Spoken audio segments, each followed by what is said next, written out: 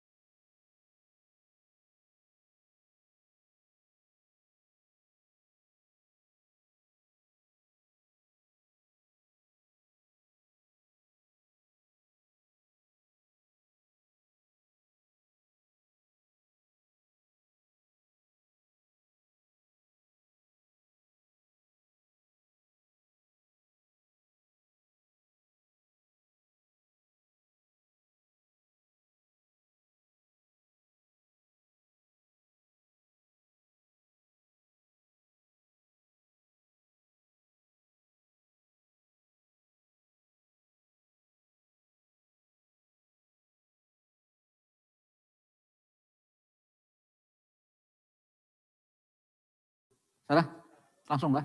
Nggih.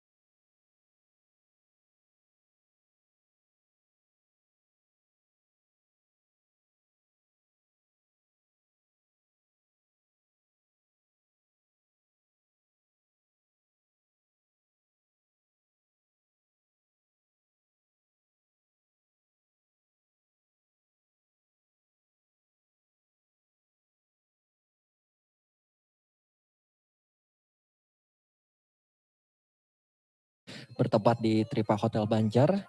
Kami undang untuk melakukan registrasi terlebih dahulu di depan oleh pihak panitia acara. Jikalau memang sudah selesai melakukan proses registrasi, kita undang untuk bisa memasuki ruang acara kita karena acara sesaat lagi akan kita mulai.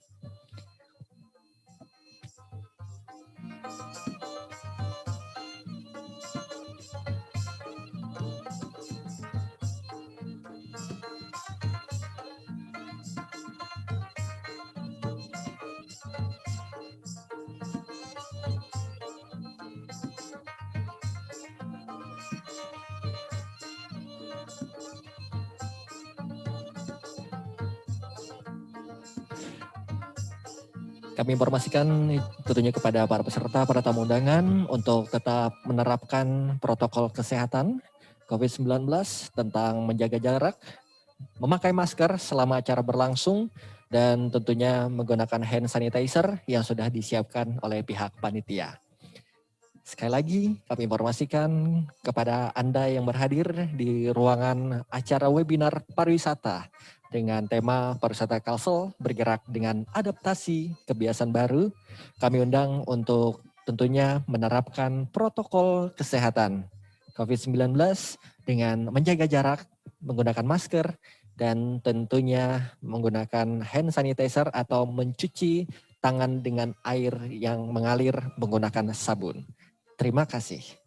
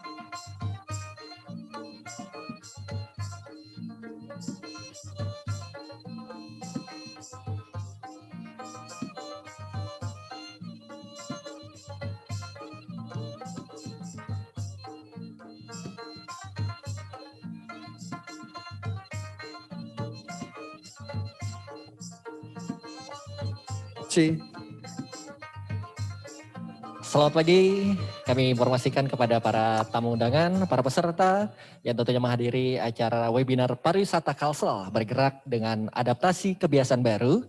Kami informasikan dan juga kami undang terlebih dahulu untuk melakukan proses registrasi yang berada di depan pintu masuk, yang tentunya dipersiapkan oleh pihak panitia acara. Jikalau sudah melakukan proses registrasi, kami undang untuk bisa menepati tempat duduk yang telah disediakan dan juga disiapkan oleh pihak panitia. Dan jangan lupa untuk tetap menerapkan protokol kesehatan COVID-19, tentunya dengan menjaga jarak, menggunakan masker, dan juga mencuci tangan.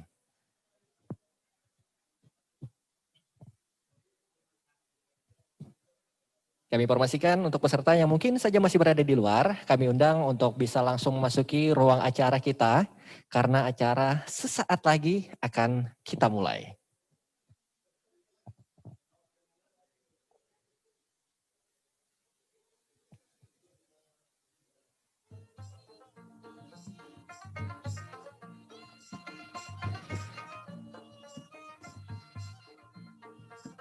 Baik, kepada para peserta, para tamu undangan yang berhadir pada hari ini, pertama-tama tentunya saya akan menginformasikan dan juga kita akan sama-sama mendengarkan paparan dari pihak hotel. Ya, ini adalah Bapak Ketut selaku FB Manager dari Tripa Hotel Banjarmasin untuk menyampaikan Safety K3. Kepada Bapak Ketut kami persilahkan. Terima kasih. Baik, selamat pagi Bapak Ibu. Assalamualaikum warahmatullahi wabarakatuh. Salam sejahtera bagi kita semua. Sebelum dimulai, perkenankan saya Ketut menyampaikan tata keselamatan yang ada di ruang ballroom ini. Ruang ballroom ini mempunyai 6 akses pintu, yaitu 2 berada di sebelah kiri, yang memungkinkan kita apabila terjadi emergensi menuju area foyer dan menuju area berkumpul yang tepat berada di area parkir depan. Kemudian 2 pintu di belakang juga sebagai pintu utama keluar dan masuk, yang memungkinkan kita menuju area foyer dan menuju area berkumpul yang berada di area parkir juga. Kemudian 2 pintu yang di sebelah kanan itu memungkinkan kita menuju area foyer, menuju ke restroom, area restroom. Kemudian di ruangan ini juga di foyer area kita siapkan botol extinguisher dan fire hydrant apabila terjadi emergensi. Akan dioperasikan oleh staf kami yang sudah terlatih sambil menunggu bantuan dari Dinas Pemadam Kota tiba. Untuk coffee break hari ini kita siapkan di dalam ruangan, kemudian untuk makan siang nanti kita siapkan di foyer area, di mana akan mengikuti protokol kesehatan akan dibantu disajikan oleh tim dari Tripak Hotel Banjarmasin.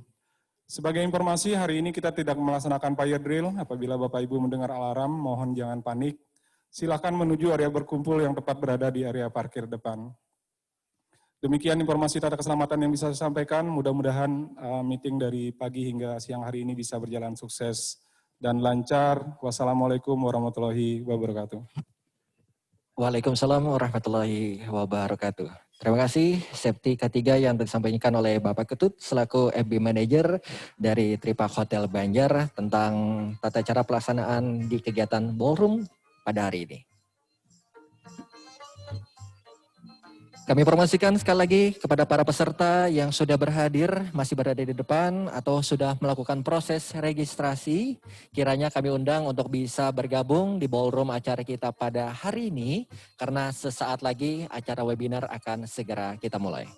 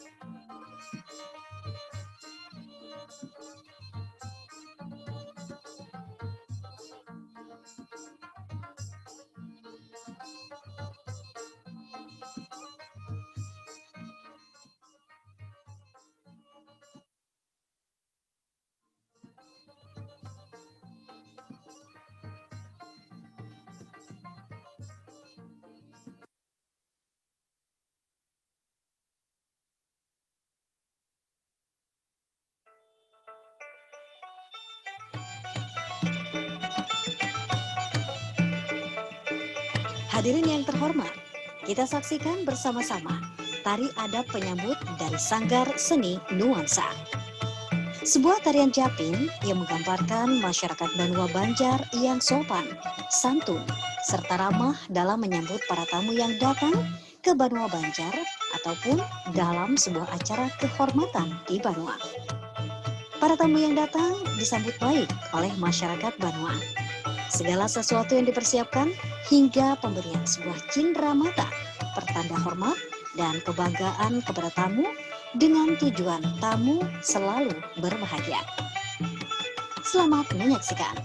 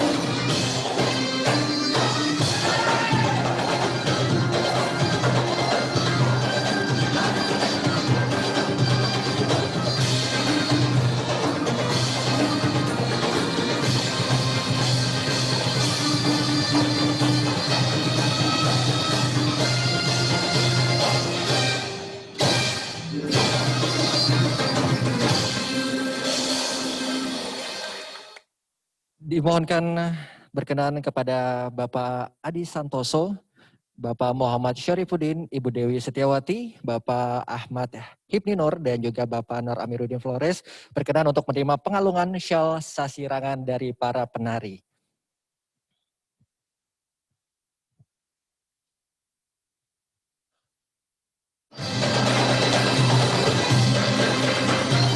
Hadirin, kita minta tepuk tangannya.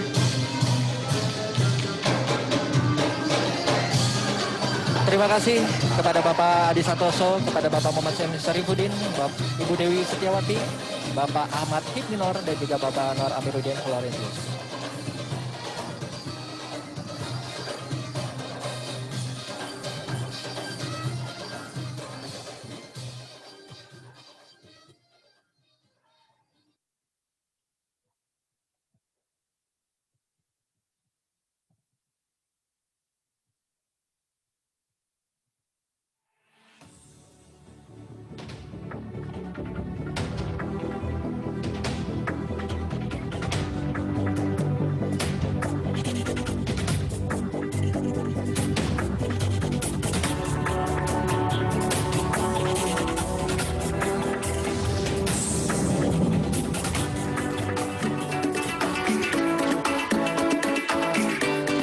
Hadirin, selamat datang dalam webinar Pariwisata Kalsel bergerak dengan adaptasi kebiasaan baru.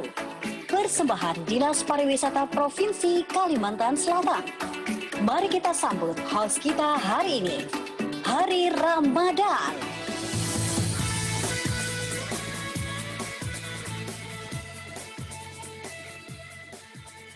Baik, Assalamualaikum warahmatullahi wabarakatuh. Selamat pagi dan tentunya salam sejahtera untuk kita semua.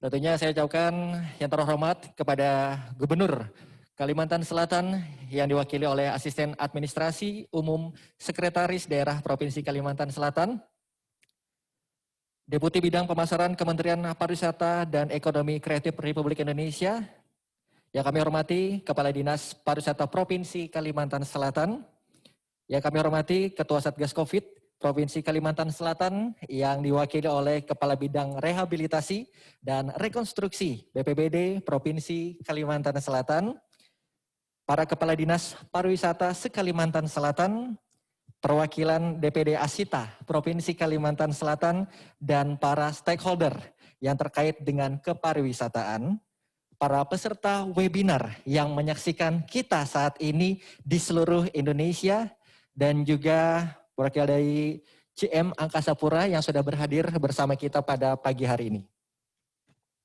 Dan tentunya seluruh yang berhadir dan juga menyaksikan kita via virtual, selamat datang di acara webinar Dinas Pariwisata Provinsi Kalimantan Selatan bergerak dengan adaptasi kebiasaan baru. Minta tepuk tangan yang meriah Bapak-bapak, Ibu-ibu sekalian yang hadir.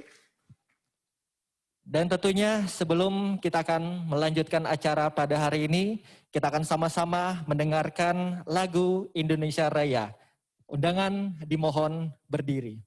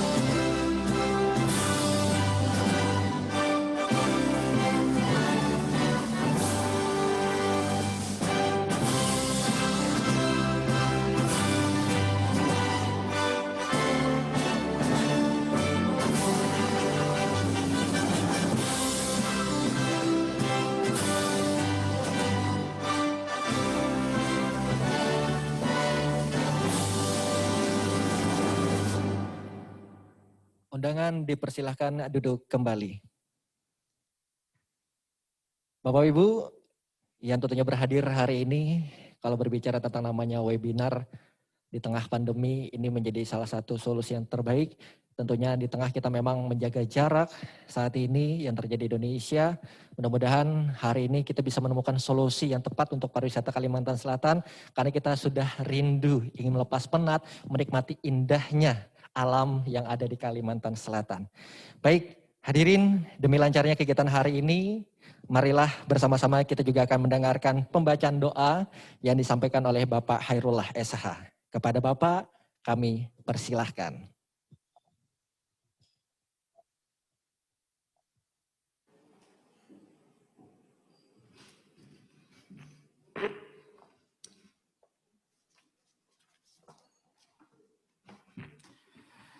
Marilah kita bersama-sama memanjatkan doa menurut kepercayaan agama masing-masing.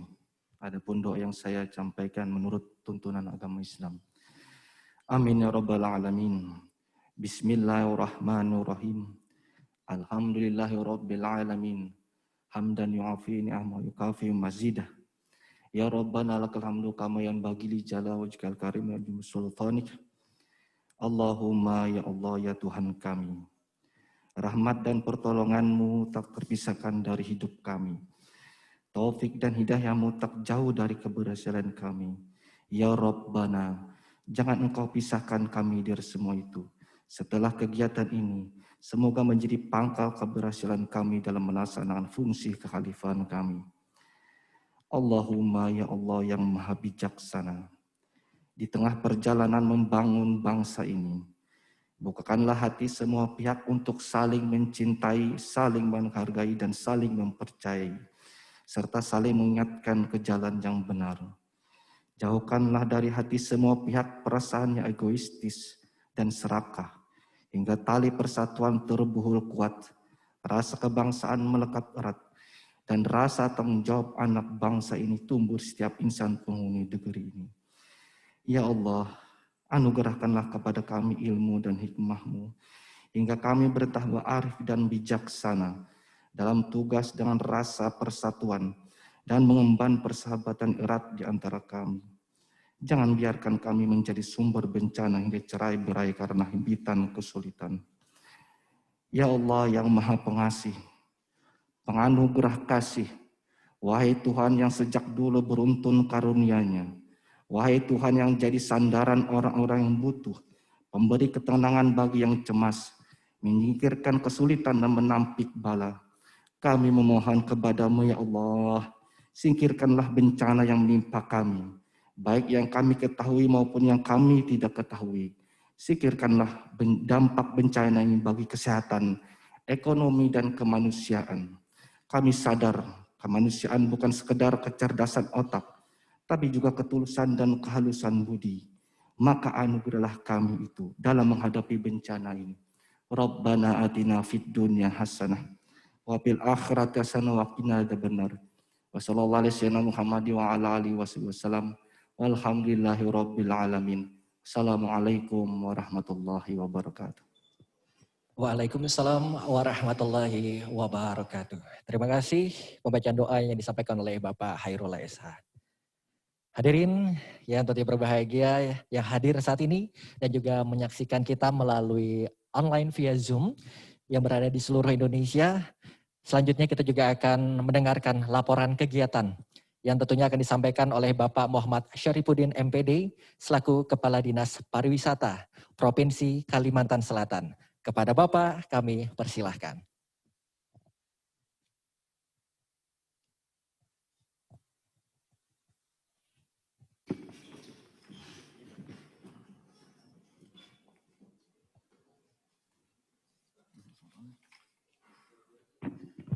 Assalamualaikum warahmatullahi wabarakatuh.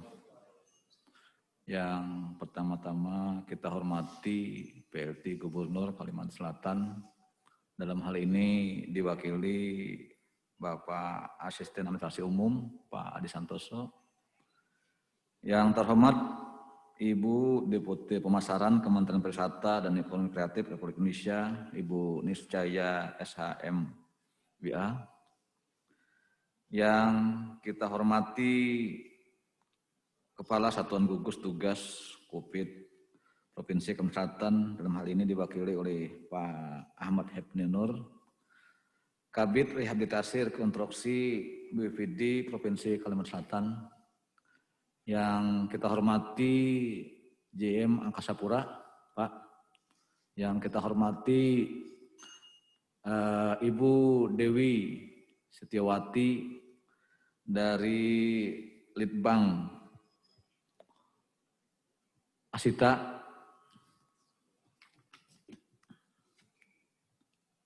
para peserta kegiatan webinar dan rekan-rekan wartawan yang berbahagia.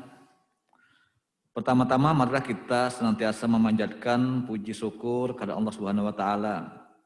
Karena berkat rahmat dan ridhonya jualah kita dapat berhadir di tempat ini untuk bersama-sama mengikuti acara webinar pariwisata Kalsel bergerak dengan adaptasi kebiasaan baru.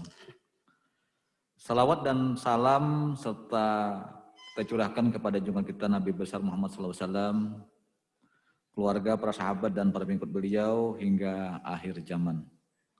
Hadirin yang kami hormati, izin kami melaporkan kegiatan ini bahwa dalam rangka membangkitkan kembali pangsa pasar kepariwisataan dan potensi pariwisata di Kalimantan Selatan, Dinas Pariwisata Provinsi Kalimantan Selatan mengadakan acara webinar pariwisata Kalimantan Selatan bergerak dengan adaptasi kebiasaan baru. Perlu diketahui bahwa Kalimantan Selatan merupakan salah satu provinsi yang terdampak wabah pandemi COVID-19. Virus asal Wuhan, Cina tersebut masuk ke Indonesia pada awal tahun 2020 dan menyebar ke seluruh wilayah hingga sekarang. Berbagai aktivitas kita lakukan di rumah saja, seperti bekerja dari rumah, belajar dari rumah, menghindari kerumunan, bahkan usaha-usaha seperti perhotelan, industri, hiburan dibatasi bahkan ditutup selama pembatasan sosial berskala besar berlangsung. Namun semenjak pemerintah pusat menerapkan kebijakan new normal atau adaptasi kebiasaan baru, perlahan objek pariwisata mulai dibuka kembali. Tentunya dengan menerapkan protokol kesehatan yang ketat seperti mencuci tangan, memakai masker, dan menjaga jarak atau 3M. Untuk menghindari paparan dari virus COVID-19. Oleh sebab itu, kami bersama Kementerian Pariwisata mengundang stakeholder dan organisasi terkait berdiskusi baik secara dalam jaringan atau daring maupun luar jaringan atau luring, sehingga apa yang menjadi tujuan besar kita ke depan dapat tercapai secara bersama-sama. Hal ini perlu kita dukung dan kita apresiasi dengan baik agar para pelaku pariwisata dapat segera bangkit dan menyesuaikan dengan keadaan. Sebelum mengakhiri laporan ini, kami memintakan nantinya kepada Bapak Gubernur Kalimantan Selatan, dalam hal ini diwakili oleh Asisten Administrasi Umum, untuk memberikan arahan sekaligus membuka kegiatan ini. Demikian yang saya ingin sampaikan. Mohon maaf. Assalamualaikum warahmatullahi wabarakatuh. Waalaikumsalam warahmatullahi wabarakatuh. Terima kasih sambutan dan juga laporan kegiatan dari Kepala Dinas Pariwisata Provinsi Kalimantan Selatan. Hadirin, selanjutnya kita juga akan mendengarkan dan sambutan sekaligus membuka acara kita pada hari ini. PLT Gubernur Kalimantan Selatan yang diwakili oleh Bapak Adi Santoso, Esos MSI, selaku Asisten Administrasi Umum Sekretaris Daerah Provinsi Kalimantan Selatan. Kepada Bapak kami persilahkan.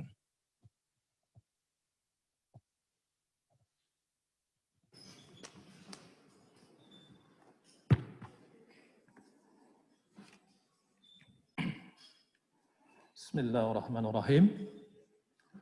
Assalamualaikum warahmatullahi wabarakatuh. Salam sejahtera untuk kita semua yang kita hormati bersama. Ibu Deputi Bidang Pemasaran Kementerian Pariwisata Ekonomi Kreatif, Ibu Nia Niscaya SH MBA, yang kita hormati bersama Kepala Dinas Pariwisata Provinsi Kalimantan Selatan, Bapak M. Saripudin MPD, dan seluruh Kepala Dinas Pariwisata Kabupaten Kota se-Kalimantan Selatan, serta jajaran, Ketua Satgas COVID-19 atau yang mewakili,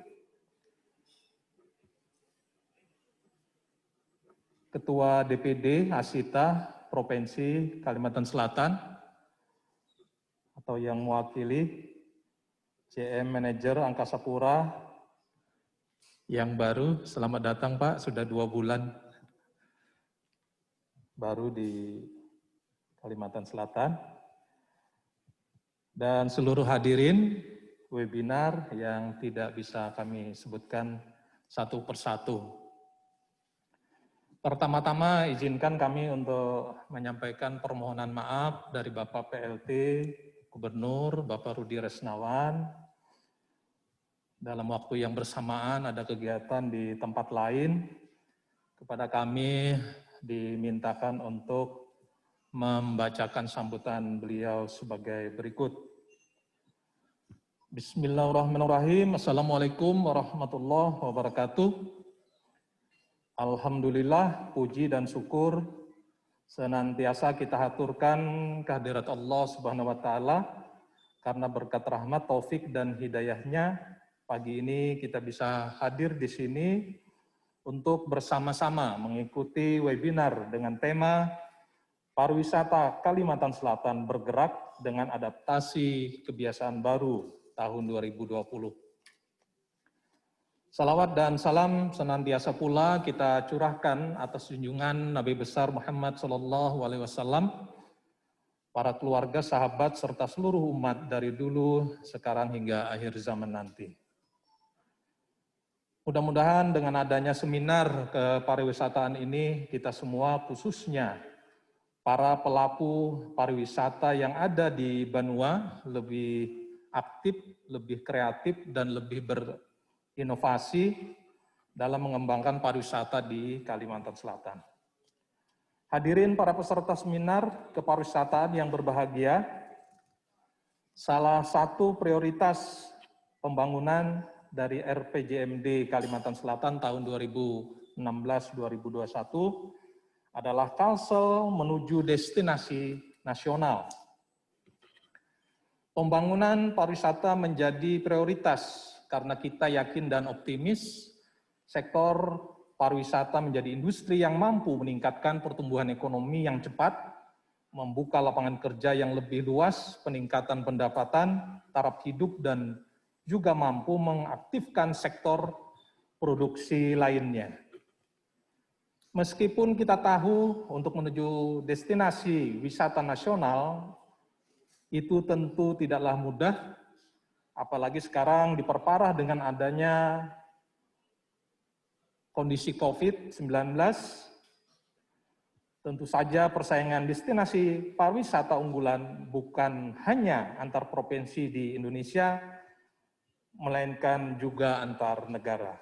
Oleh karena itu, kita harus bergerak cepat untuk mengoptimalkan potensi wisata Kalimantan Selatan agar lebih maju lagi ke depannya. Hadirin para peserta seminar kepariwisataan yang berbahagia, berdasarkan peraturan pemerintah nomor 50 tahun 2011 tentang Rencana Induk Pembangunan Kepariwisataan Nasional tahun 2010-2025, dari 222 kawasan pengembangan pariwisata nasional di Provinsi Kalimantan Selatan menyumbang 2 destinasi pariwisata nasional, yaitu Banjarmasin dan sekitarnya, kemudian Martapura dan sekitarnya. Kemudian dari 88 kawasan strategis pariwisata nasional di Kalimantan Selatan, terdapat 1 kawasan strategis pariwisata nasional, yakni kawasan Loksado di Kabupaten Hulu Sungai Selatan. Demikian pula halnya dengan destinasi wisata di kabupaten kota lainnya. Tentu saja percepatan pembangunan kepariwisataan sangat diperlukan dan dibutuhkan. Oleh karena itu diperlukan kerja keras, upaya nyata untuk mewujudkan semuanya, terutama terkait dengan promosi pariwisata yang harus kita lebih maksimalkan. Hadirin para peserta seminar kepariwisataan yang berbahagia, Untuk promosi pariwisata kita harus bekerja lebih cepat lagi. Segala sumber daya harus kita gerakkan, baik promosi luar ruang maupun lewat media sosial harus lebih kita galakan lagi. Tak ada kata terlambat dan kita tidak usah malu belajar ke daerah lain yang telah maju destinasi wisatanya, misalkan Bali dan beberapa daerah lain. Mereka bisa dikatakan sukses pariwisata hingga terkenal ke berbagai penjuru dunia. Kita harus bisa seperti mereka, tidak ada yang tidak bisa bila kita sungguh-sungguh berusaha. Insya Allah destinasi wisata yang ada di Kalimantan Selatan akan semakin maju dan terkenal di mata dunia. Amin, amin, ya Rabbal Alamin. Mari kita satukan semangat, satukan kesepahaman tentang pelaksanaan pembangunan pariwisata Kalimantan Selatan, sehingga sektor pariwisata ini benar-benar mampu memberikan kontribusi nyata dan dampak yang lebih besar terhadap kesejahteraan Kalimantan Selatan. Hadirin para peserta seminar pariwisataan yang berbahagia, akhirnya dengan mengucapkan Bismillahirrahmanirrahim, webinar dengan tema pariwisata Kalimantan Selatan bergerak dengan adaptasi kebiasaan baru, saya nyatakan resmi dibuka. Demikian apa yang dapat saya sampaikan dalam kesempatan yang baik dan berbahagia ini. Terima kasih atas perhatian dan mohon maaf jika ada sikap dan tutur kata yang kurang berkenan. Semoga Allah Subhanahu wa taala memberkahi dan meridhoi kegiatan kita ini. Ada titipan pantun ini, mudah-mudahan bagus. Pasar terapung tempat wisata. Indah dipandang, penuh pesona. Kenalkan Kalimantan Selatan untuk dunia, bergerak maju sektor wisata. Assalamualaikum warahmatullahi wabarakatuh. PLT Gubernur Kalimantan Selatan, Bapak Haji Rudi Resnawan. Baik, terima kasih Bapak Adi Santoso telah menyampaikan sambutan sekaligus membuka acara kita pada hari ini, yaitu adalah webinar pariwisata Kalsel bergerak dengan adaptasi kebiasaan baru. Baik, hadirin tamu undangan dan juga Anda yang menyaksikan kita melalui Zoom pada hari ini, saya yakin bukan cuma yang berada di Kalimantan Selatan, tapi di seluruh Indonesia hari ini menyaksikan kita. Tentunya penuh harapan, penuh doa, tentunya ingin pariwisata kita bisa kembali lagi di tengah adaptasi kebiasaan baru. Baik, untuk memulai webinar kita hari ini, tentunya saya akan mengajak Anda semua untuk menyaksikan video profile moderator kita berikut ini. Selamat menyaksikan.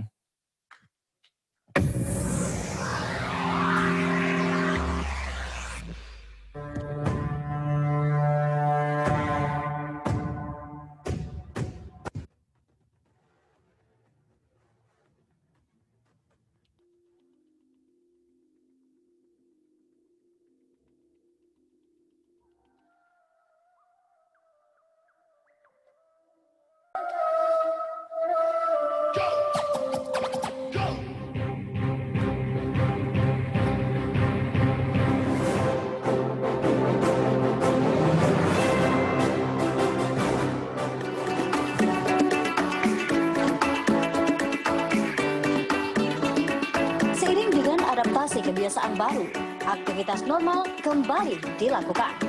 Geliat ekonomi pun mulai terasa, termasuk pariwisata. Bagaimana agar potensi pariwisata terus bergerak dan berkembang di tengah pandemi? Dan inilah profil moderator kita.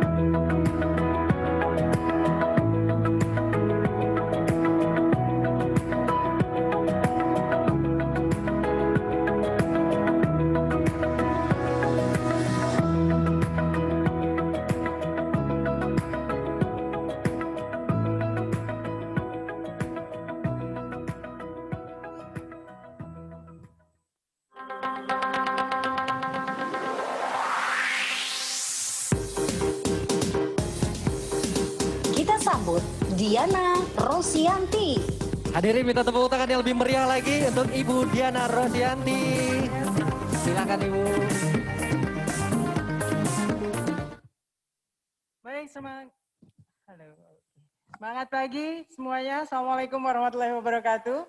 Waalaikumsalam warahmatullahi wabarakatuh. Baik, saya juga ingin menyapa untuk Anda yang saat ini sudah tergabung di Zoom meeting yang tentunya tidak hanya berasal dari Kalimantan Selatan seperti yang disampaikan oleh panitia, tapi juga berasal dari seluruh Indonesia. Kita ingin menyapa juga narasumber kita yang akan nantinya memberikan sedikit gambaran terkait pariwisata Indonesia. Itu ada Ibu Nia Niscaya SH MBA dari Deputi Pemasaran, Bidang Pemasaran Kementerian Pariwisata dan Ekonomi Kreatif Republik Indonesia. Sudah cantik, sudah bergabung bersama kita. Halo, selamat pagi Ibu Nia. Pagi, Assalamualaikum. Oke, baik. Bu Nia sudah standby di Zoom meeting, tapi sebelumnya supaya saya tidak sendiri, sebelum kita mendengarkan paparan dari Ibu Nia, saya ingin mengundang narasumber yang akan bergabung bersama saya di ruangan ini, yaitu ada Kepala Dinas Pariwisata Provinsi Kalimantan Selatan, Bapak Muhammad Sarifuddin MPD. Kami persilakan untuk bergabung, Pak. Lalu ada Ibu Dewi Setiawati SHMM, Ketua Litbang dari Asita. Selamat bergabung Ibu. Lalu yang ketiga ada Bapak Ahmad Hipni. Ahmad Hipni Nur Eskep dari BPBD ya. Kami persilahkan untuk bergabung, Pak Hipni. Pak, harus semangat ya Pak, walaupun kondisinya seperti ini, Bu Dewi juga dan Pak Hipni. Baik, kita nanti akan mendengarkan dulu sebagai paparan awal dari Ibu Nia, kebijakan-kebijakan dari pariwisata secara nasional. Tapi kayaknya agar semangat, mungkin di teman-teman yang ada di Zoom meeting juga harus meneriakan yel-yel dulu kayaknya. Pak Sarifuddin yang akan memimpin atau saya pimpin saja?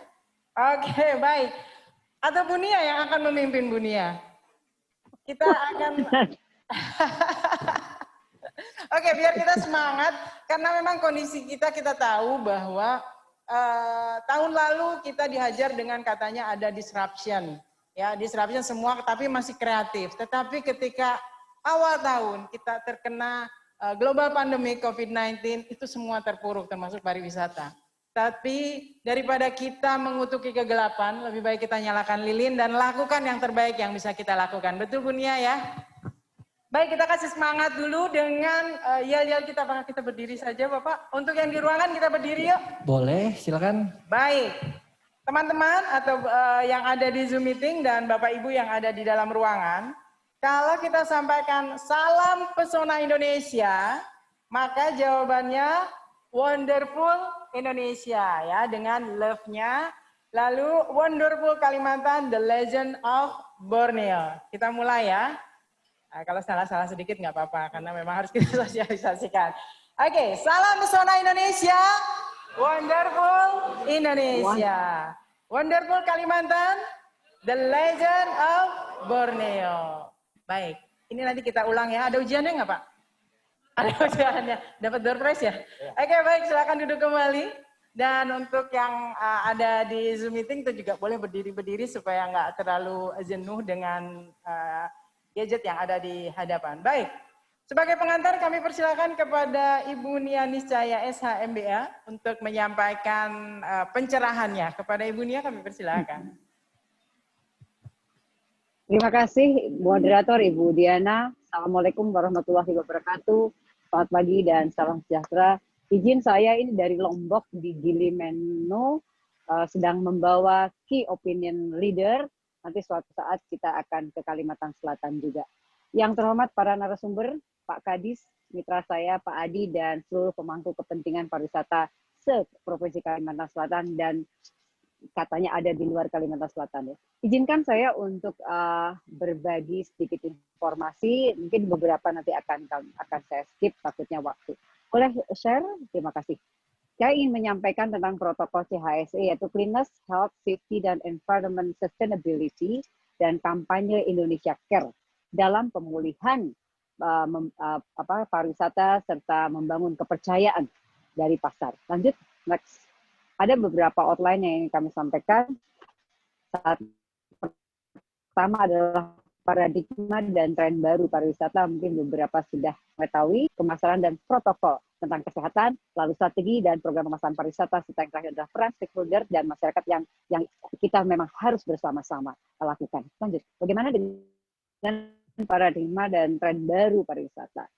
Ketika sebelum pandemi dan selama dan setelah, kita bilangnya belum selesai ya pandemi ya, jadi ini memang pandemi selesai. Nah, bagaimana sih kalau kita lihat sebelum dan setelah beberapa aspek? Yang pertama dari sisi atraksi. Kalau dulu yang dibilang bagus itu ada crowded, itu jadi viral destinasi. Tetapi dengan kondisi ini justru orang harus memperhatikan carrying capacity. Jadi memang harus ada rekalibrasi. Tidak bisa lagi seperti yang dulu karena memang yang dicari adalah yang less crowded. Gitu ya. Kemudian dari sisi segmen, kalau dulu adalah mass tourism atau grup, nah sekarang lebih ke individual travelers. Lalu consideration ya, kalau dulu orang lihatnya harga, wah bagus nih harganya keren, sekarang bukan. Apapun bagus harga atau menariknya sebuah atraksi atau destinasi, tapi orang masih ragu, gimana ya protokol kesehatan di situ. Lalu distance, dulu orang wah keren kalau pergi jauh-jauh, sekarang tidak. Karena orang mencari yang segera sampai di destinasi, gitu ya. Jadi mencari yang short atau medium haul. Ini secara umum ada perubahan tren. Lanjut. Next. Nah, sekarang dari sisi beberapa data ataupun beberapa negara yang sudah menyelesaikan persoalan COVID, ya misalnya China, yang duluan bangkit itu adalah wisatawan Nusantara. Nah, ini juga yang dilakukan oleh Kemenparekraf untuk mendorong supaya wisatawan Nusantaranya gerak dulu.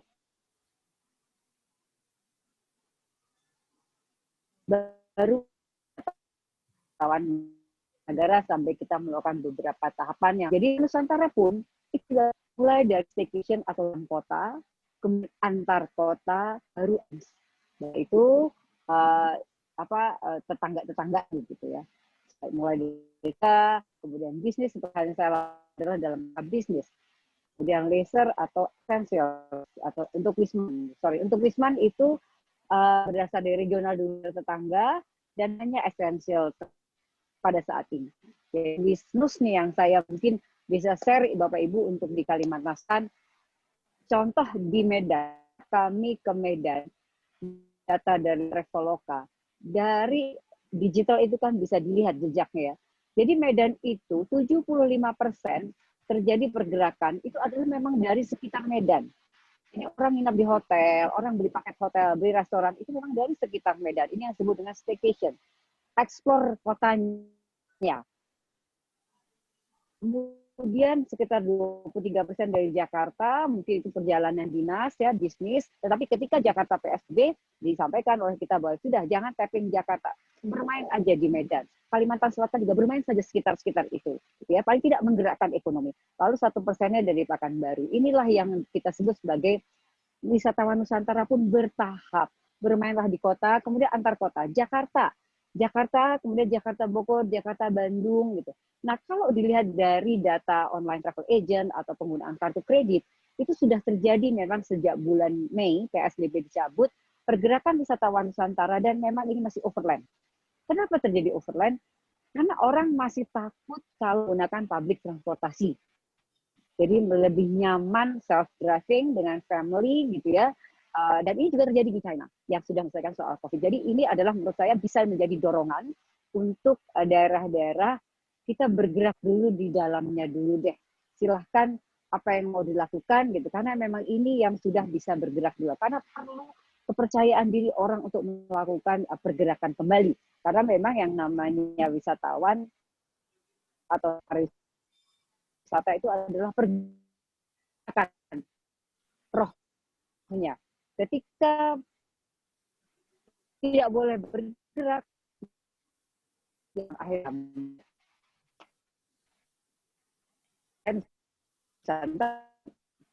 dan ini tahapan lanjut berikutnya.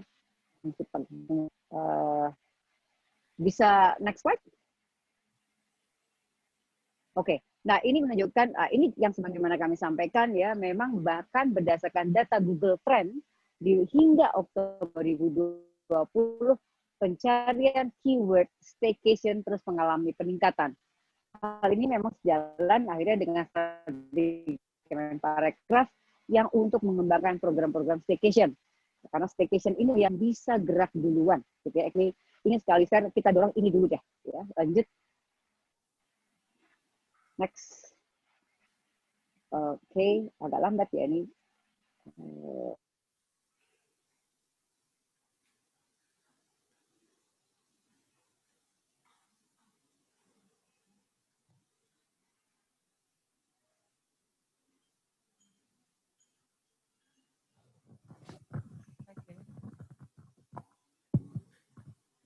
Tampaknya ada kendala jaringan dengan Ibu Nia.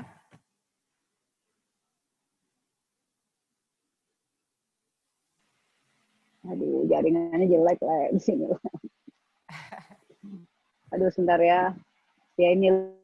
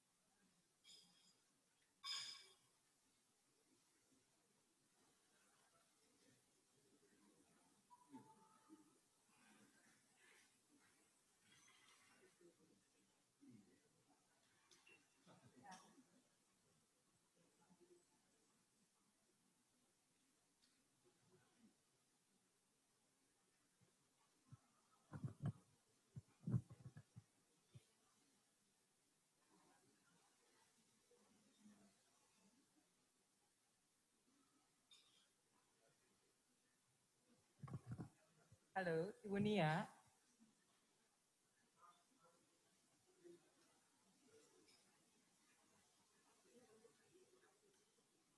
Ibu Nia. Oke, sambil menunggu koneksi yang dengan Ibu Nia, mungkin panitia bisa mencoba menghubungi PIC-nya dengan Ibu Nia. Apa tampaknya ada kendala dengan jaringan? Oke, ini materi di-share dari sini atau dari sana? Oh, dari sini. Dari sana?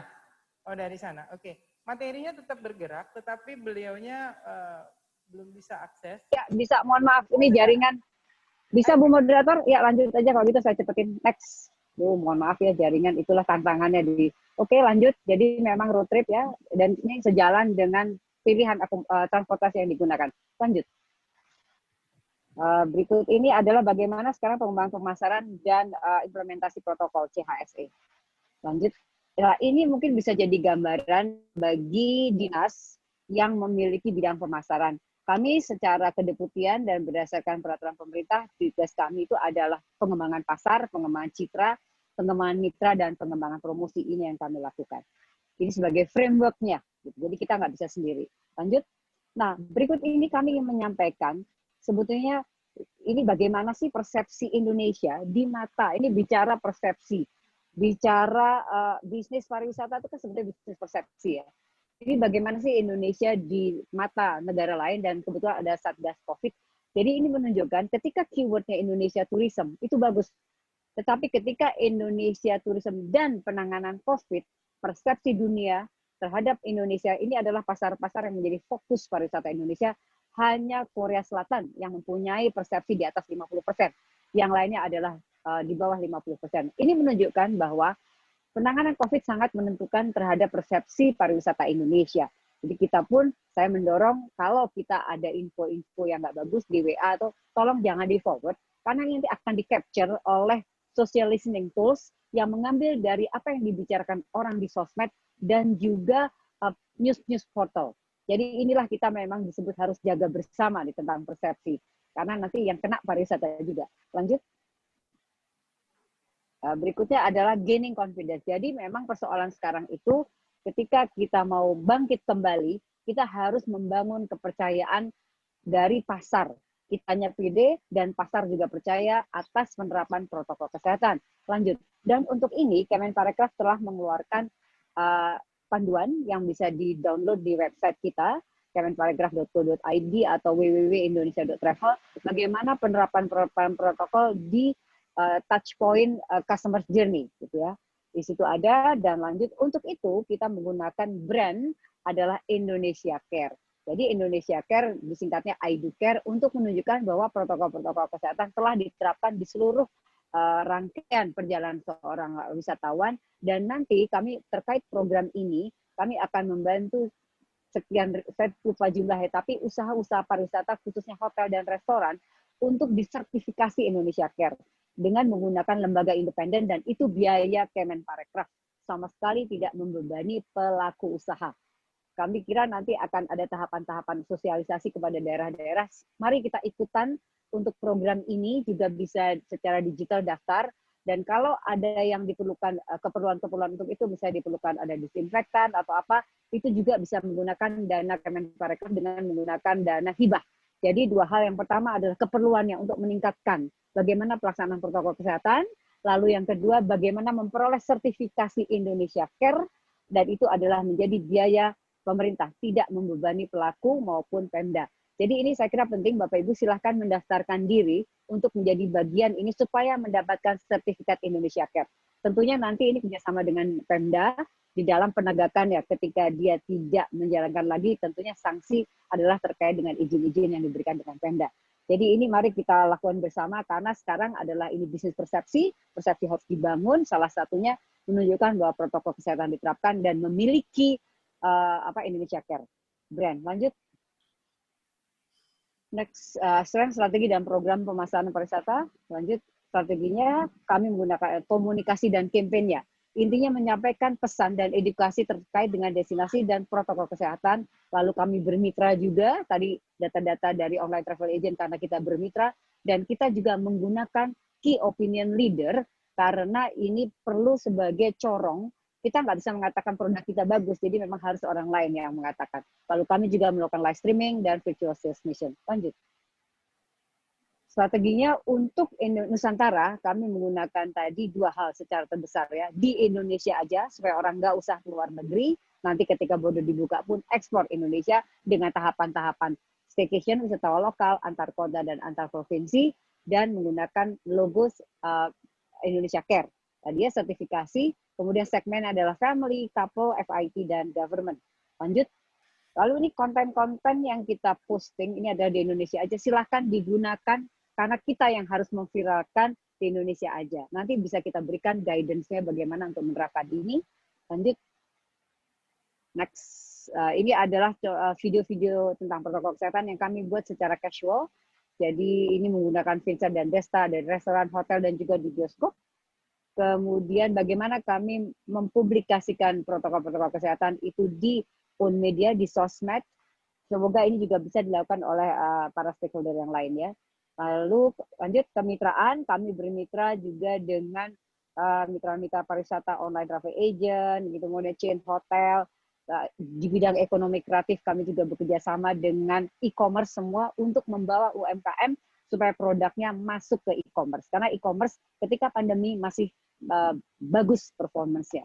Dan ini juga dengan kartu kredit, kita bekerja sama. Lanjut, ini adalah contoh-contoh KOL, karena waktu itu Bali akan dibuka akhir Juli, dan sebelum itu kita melakukan semacam testimoni bagaimana protokol kesehatan di Bali, karena memang Bali merupakan main destination untuk Wisman dan juga Wisnus.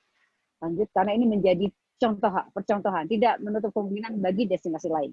Ini adalah contoh-contoh yang diposting oleh key opinion leader yang kita lakukan dengan mereka. Mereka punya komunitas sendiri, mereka punya follower, mereka punya bahasa sendiri, mereka punya tahu konten-konten yang pas buat mereka. Ini adalah contoh-contoh postingan dari KOL, bagaimana dia menceritakan protokol kesehatan di bandara, di penerbangan, di hotel, di restoran, di beach club, dan sampai dia kembali. Karena memang untuk saat ini rasanya tidak etis kita untuk ayo bepergian gitu ya, ayo traveling karena COVID masih begini. Tetapi kita tidak bisa juga melarang orang yang memang sudah ingin berjalan. Cuman pesan kita, kami adalah ketika Anda melakukan perjalanan, jadilah travelers yang bijaksana. Dan untuk itu tegakkan protokol kesehatan. pengusaha sudah menyiapkan gitu ya, kemudian tapi konsumen juga harus menjalankan karena harus dua-duanya. Lanjut, sekarang ini adalah contoh-contoh live streaming. Kami selalu melakukan sosialisasi dan terima kasih Pemda Kalsel yang sudah melakukan. Ini juga bagian dari untuk mempublikasikan tentang betapa pentingnya protokol kesehatan dan ini dalam rangka untuk bangkit kembali sektor pariwisata. Ini adalah hal-hal yang kita lakukan terhadap ini untuk B2B. Ya, lanjut. Ini juga ini live streaming kebiasaan baru ya. Lanjut, ini yang masih Nusantara. Lanjut lagi, ini hanya contoh-contoh. Lanjut. Oke, sekarang bagaimana dengan mancanegara? Mancanegara hampir sama dengan tadi wisatawan Nusantara yang kita lakukan komunikasi tadi sama, kontennya juga protokol kesehatan, bermitra, tapi mitranya adalah pelaku di pasar. Kami harus hadir di pasar, mengupdate apa yang dilakukan pemerintah Indonesia, betapa kita serius untuk menangani ini. COVID, kemudian market update dan juga kita sudah melakukan online travel mart untuk beberapa pasar. Lanjut. Nah, bagaimana pesannya untuk mancanegara? Kalau tadi yang untuk itu Wisnus adalah di Indonesia aja dengan Indonesia Care-nya, yang Wisman from Indonesia with Love dengan sama Indonesia Care juga karena mereka juga concern soal protokol kesehatan. Nah, ini adalah pilihan minat-minatnya, segmennya, targetnya kuncinya adalah negara yang berhasil menangani COVID dan sudah membolehkan warganya ke luar negeri dan juga kita sudah membuka border itu yang melalui travel bubble. Ini adalah destinasi-destinasi yang sebagai contoh yang memang kebetulan nomor 1, 3 destinasi ini merupakan pintu gerbang dan kontributor terbesar untuk Wisman. Lanjut, ini adalah placement-placement yang kita lakukan. Sama, jadi mancanegara dan Wisnu juga kembali untuk membangun kepercayaan itu yang utama. Lanjut, ini adalah kami bermitra tadi dengan para pelaku di pasar. Lanjut, intinya tetap harus hadir Bapak Ibu sekalian yang lebih inspirasi kontennya. Ini adalah yang kita lakukan, mulai Mei kami melakukan webinar dengan pelaku-pelaku di negara-negara pasar, dan ini adalah pesertanya, dan kita melakukan survei kecil-kecilan, memang yang nomor 1 masih Bali, lalu apa yang dipikirkan ketika akan berlibur, tetap protokol kesehatan gitu ya, dan mereka sebetulnya sudah siap bepergian Oktober sampai Desember, tetapi kita Kementerian Luar Negeri dan Imigrasi belum membuka border untuk leisure, namun untuk esensial bisnis sudah dilakukan. Lanjut. Ya, ini juga sama. Ya, partisipasi online travel agent sudah berjalan. Lanjut. Dengan Jepang kemarin. Nah, ini adalah sekarang bagian akhir yang ingin kami sampaikan. Yang pertama adalah update mohon bantuan para pelaku semua. Ayo update kegiatan berupa foto, video yang berhubungan dan implementasi CHSE di destinasi atau di atraksi Bapak Ibu sekalian, di sosmed Bapak Ibu sekalian, dan menggunakan hashtag Indonesia Care serta kampanye di Indonesia aja supaya nanti kita bisa menjadi viral gitu. Jadi orang nanti nggak apa ya ini Indonesia Care gitu, apa ya di Indonesia aja. Jadi mari kita sama-sama lakukan, postinglah di sosmed Bapak Ibu sekalian dengan hashtag Indonesia Care dan kampanye Indonesia aja. Lalu partnernya juga bisa mengikuti tematik-tematik gitu yang dilakukan Kemenparekraf, seperti Oktober ini adalah tahun Hari Batik gitu kan. Jadi kita kemarin temanya batik, paket batik itu asik, paket-paket yang seperti itu. Lalu tahapan ketika melakukan webinar-webinar bagaimana ceritanya batik, bagaimana tenun, nanti ini mestinya sasirangan nih harus kita angkat juga nih. Bagaimana storytelling behind-nya. Kemudian juga yang ketiga kami ingin juga mengundang adik-adik ini yang pasti pada punya gadget kan, pasti punya sosmed. Ayo silahkan Anda foto terbaik, bikin foto terbaik di atraksi sekitar Anda, lalu bisa menginformasikan ke Kemenparekraf untuk dipublikasikan di website Indonesia.travel dan juga di sosmed Indonesia.travel ya. Tapi tetap kami akan melakukan kurasi. Jadi silahkan dibuka, didaftarkan konten-konten. Saya kira demikian Ibu Moderator, dan mohon maaf kalau jaringannya kurang bagus. Terima kasih dan semoga bermanfaat. Assalamualaikum warahmatullahi wabarakatuh. Waalaikumsalam warahmatullahi wabarakatuh. Oke, terima kasih Ibu Nia. Tetapi mungkin sebelum Bu Nia meninggalkan Zoom, kita ingin barangkali tolong panitia bisa dilihat di Zoom apakah ada teman-teman yang ingin menyampaikan sesuatu untuk Ibu Nia. Saya dibantu. Oke. Agak kecil ya, boleh dikirim by WA saja. Intinya, Kemenparekraf itu membantu seluruh kabupaten kota, seluruh provinsi untuk mendorong pariwisatanya. Dan poin yang menarik adalah ketika memang kita masih ada kendala dengan wisatawan mancanegara, dari dan untuk kita ini menjadi menarik. Karena lokal Indonesia juga sudah luar biasa, dan ini mungkin nanti Kepala Pak Kadis bisa menjelaskan juga bagaimana untuk Kalsel juga. Di daerah lain, di provinsi lain itu juga sudah mulai bergerak dari dan artinya di antar kitanya saja, karena potensi pariwisata lokal itu luar biasa, wisatawan lokal itu juga luar biasa, apalagi yang sudah jenuh, hampir 7 bulan tidak bisa kemana-mana, sementara mungkin masih secara ekonomi masih bisa melakukan sesuatu, kadang-kadang memerlukan sedikit penyegaran dengan wisata. Dan kalau kita bisa menawarkan yang lokal dengan luar biasa, seperti halnya di daerah lain, tentunya kita bisa memanfaatkan itu menjadi potensi wisata. Oke, sudah ada pertanyaan? Oke, boleh dikirimkan. Rata-rata minta dikirim Bu Moderator bahannya. Silakan bahannya dengan senang hati. Baik, mungkin saya bantu bacakan. Boleh. Baik, Silakan. ini dari Hesli Junianto, Banjarmasin. Oke, Pak Hesli. Betul. Pertanyaannya untuk Ibu Deputi, pemasaran apa sih kelemahan Kalsel pariwisata yang sepertinya secara nasional tidak begitu greget? Oke. Kalsel kurang menasional. Ini nanti Pak Kadis akan menjawab juga. Benar nggak? Kalsel kurang menasional, Kalsel kurang greget. Orang datang ke kita ya rata-rata lokal-lokal saja, paling juga itu aja titiknya. Bagaimana Bu Nia melihat dan meng-capture Kalimantan Selatan? Objek wisata juga. Ya, terima kasih. Terima kasih. Gini, ya, yang namanya destinasi itu kan tetap ya ujungnya emasnya. Apakah, dan ini menurut saya kita harus bersama-sama, nggak bisa hanya Kemenparekraf. Jadi maksud saya itu tadi yang saya undangkan tadi, ayo ada anak, adik-adik yang pasti pada punya gadget, fotolah, postinglah, kirimkan ke kami, karena kami juga perlu konten. Jadi kita harus bersinergi, harus kita bangun sama-sama. Pertama adalah bangun dulu brandingnya, awareness-nya dulu. Bagaimana kita mau ke sana, bagaimana greget kalau kita belum banyak tahu. Sebetulnya Kalimantan Selatan itu kami pernah membawa ekoturism, ya kan. Kemudian wisata shopping lah, kalau berlian tuh terbagus kayaknya di Banjarmasin tuh, atau makanannya kan. Tapi ya itu tadi, kita harus membangun sama-sama, membangun awareness konsisten dan terus-menerus. Nggak bisa hanya sekali lalu selesai. Lalu ya, itu yang tadi ya bersama-sama. Dan kami tentunya akan bisa membantu kami membawa KOL ke sana. Karena apapun kita perlu orang ketiga, third endorser untuk menggaungkan. Jadi ininya dulu deh yang kita bangun ya, dari sisi pemasaran. Tapi dari sisi destinasi, kembali, aksesibilitas harus dicek seberapa besar, seberapa kuat aksesnya. Lalu amenitasnya dan atraksinya apa. Orang ke sana terus mau ngapain aja. Nah ini yang harus, menurut saya, harus kerjasama sama industri. Itu yang bisa saya sampaikan, intinya memang destinasinya harus juga dibenahi. Kami sifatnya di ujung pemasaran, kami siap untuk mendukung memasarkan Kalimantan Selatan. Karena saya yakin tiap destinasi itu punya unique selling point. Tapi sekarang tidak cukup unique selling point atau preposition, tetapi bagaimana protokol kesehatan di sana. Once kita punya sesuatu yang menarik, tapi sekarang dengan tren baru, protokol kesehatannya gimana? Aman nggak? Kesananya kita aman nggak? Itu dulu deh. Dan mari kita lakukan sama-sama. Mohon maaf Bu Moderator, kalau belajar dari Banyuwangi, itu seluruh sekolah pasti punya gadget, diwajibkan posting dan punya sosmed. Jadi kadang nggak harus uangnya pemerintah. Jadi ada dorongan sama-sama untuk semua yang punya gadget, dan SKPD-nya adalah semua mendorong untuk pariwisata.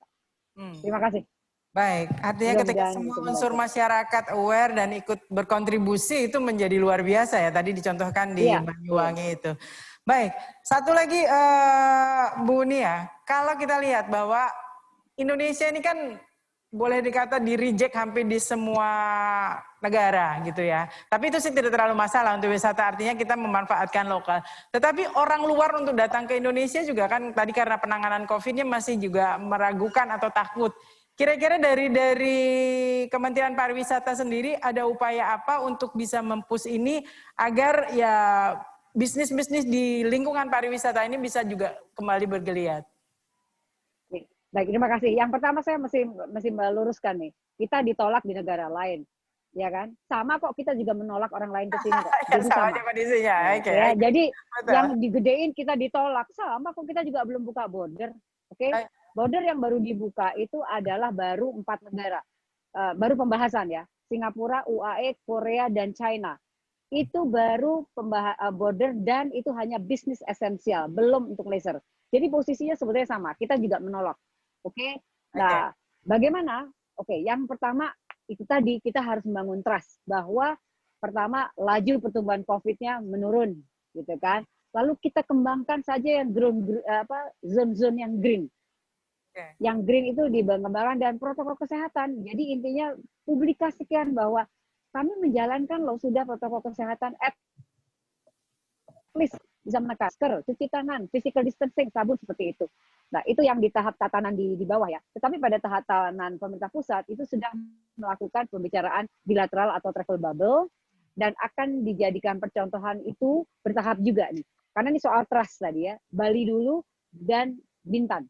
Karena memang Bintan itu masuknya Wisman dari Singapura dan Bali adalah memang 40% kontributor untuk wisatawan mancanegara. Jadi itu sih Bu yang kami ingin sampaikan bahwa protokol kesehatan harus menjadi hal yang utama. Kalau lihat tadi social listening tools, bagaimana persepsi negara lain terhadap kita begitu buruk karena memang sangat dipengaruhi oleh penanganan COVID. Jadi kita harus sama-sama tegakkan disiplin hidup dengan kenormalan baru. Karena dampaknya kepada pariwisata. Terima kasih Bu Moderator, Bu Diana. Baik. Ini tapi kayaknya ada tambahan satu nih Bu Nia, mohon dibantu dijawab saja. Bagaimana tren Silakan. target wisatawan berkualitas yang saat ini juga digaungkan? Tren target wisatawan berkualitas, boleh dibantu dari Om Jack. Boleh, ya. Ya, terima kasih. Jadi memang sebetulnya secara nature ya, kualitas ini akan terjadi karena carrying capacity kan juga dikurangin sekarang itu. Jadi memang pariwisata menjadi mahal. Tapi poinnya, sekarang bagaimana kita mengerjakan yang quality? Yang pertama, kami harus mencari market-market yang memang segmennya itu berani keluar dan juga punya uang. Nah, itu tahu dari mana? Taunya adalah dari mitra-mitra.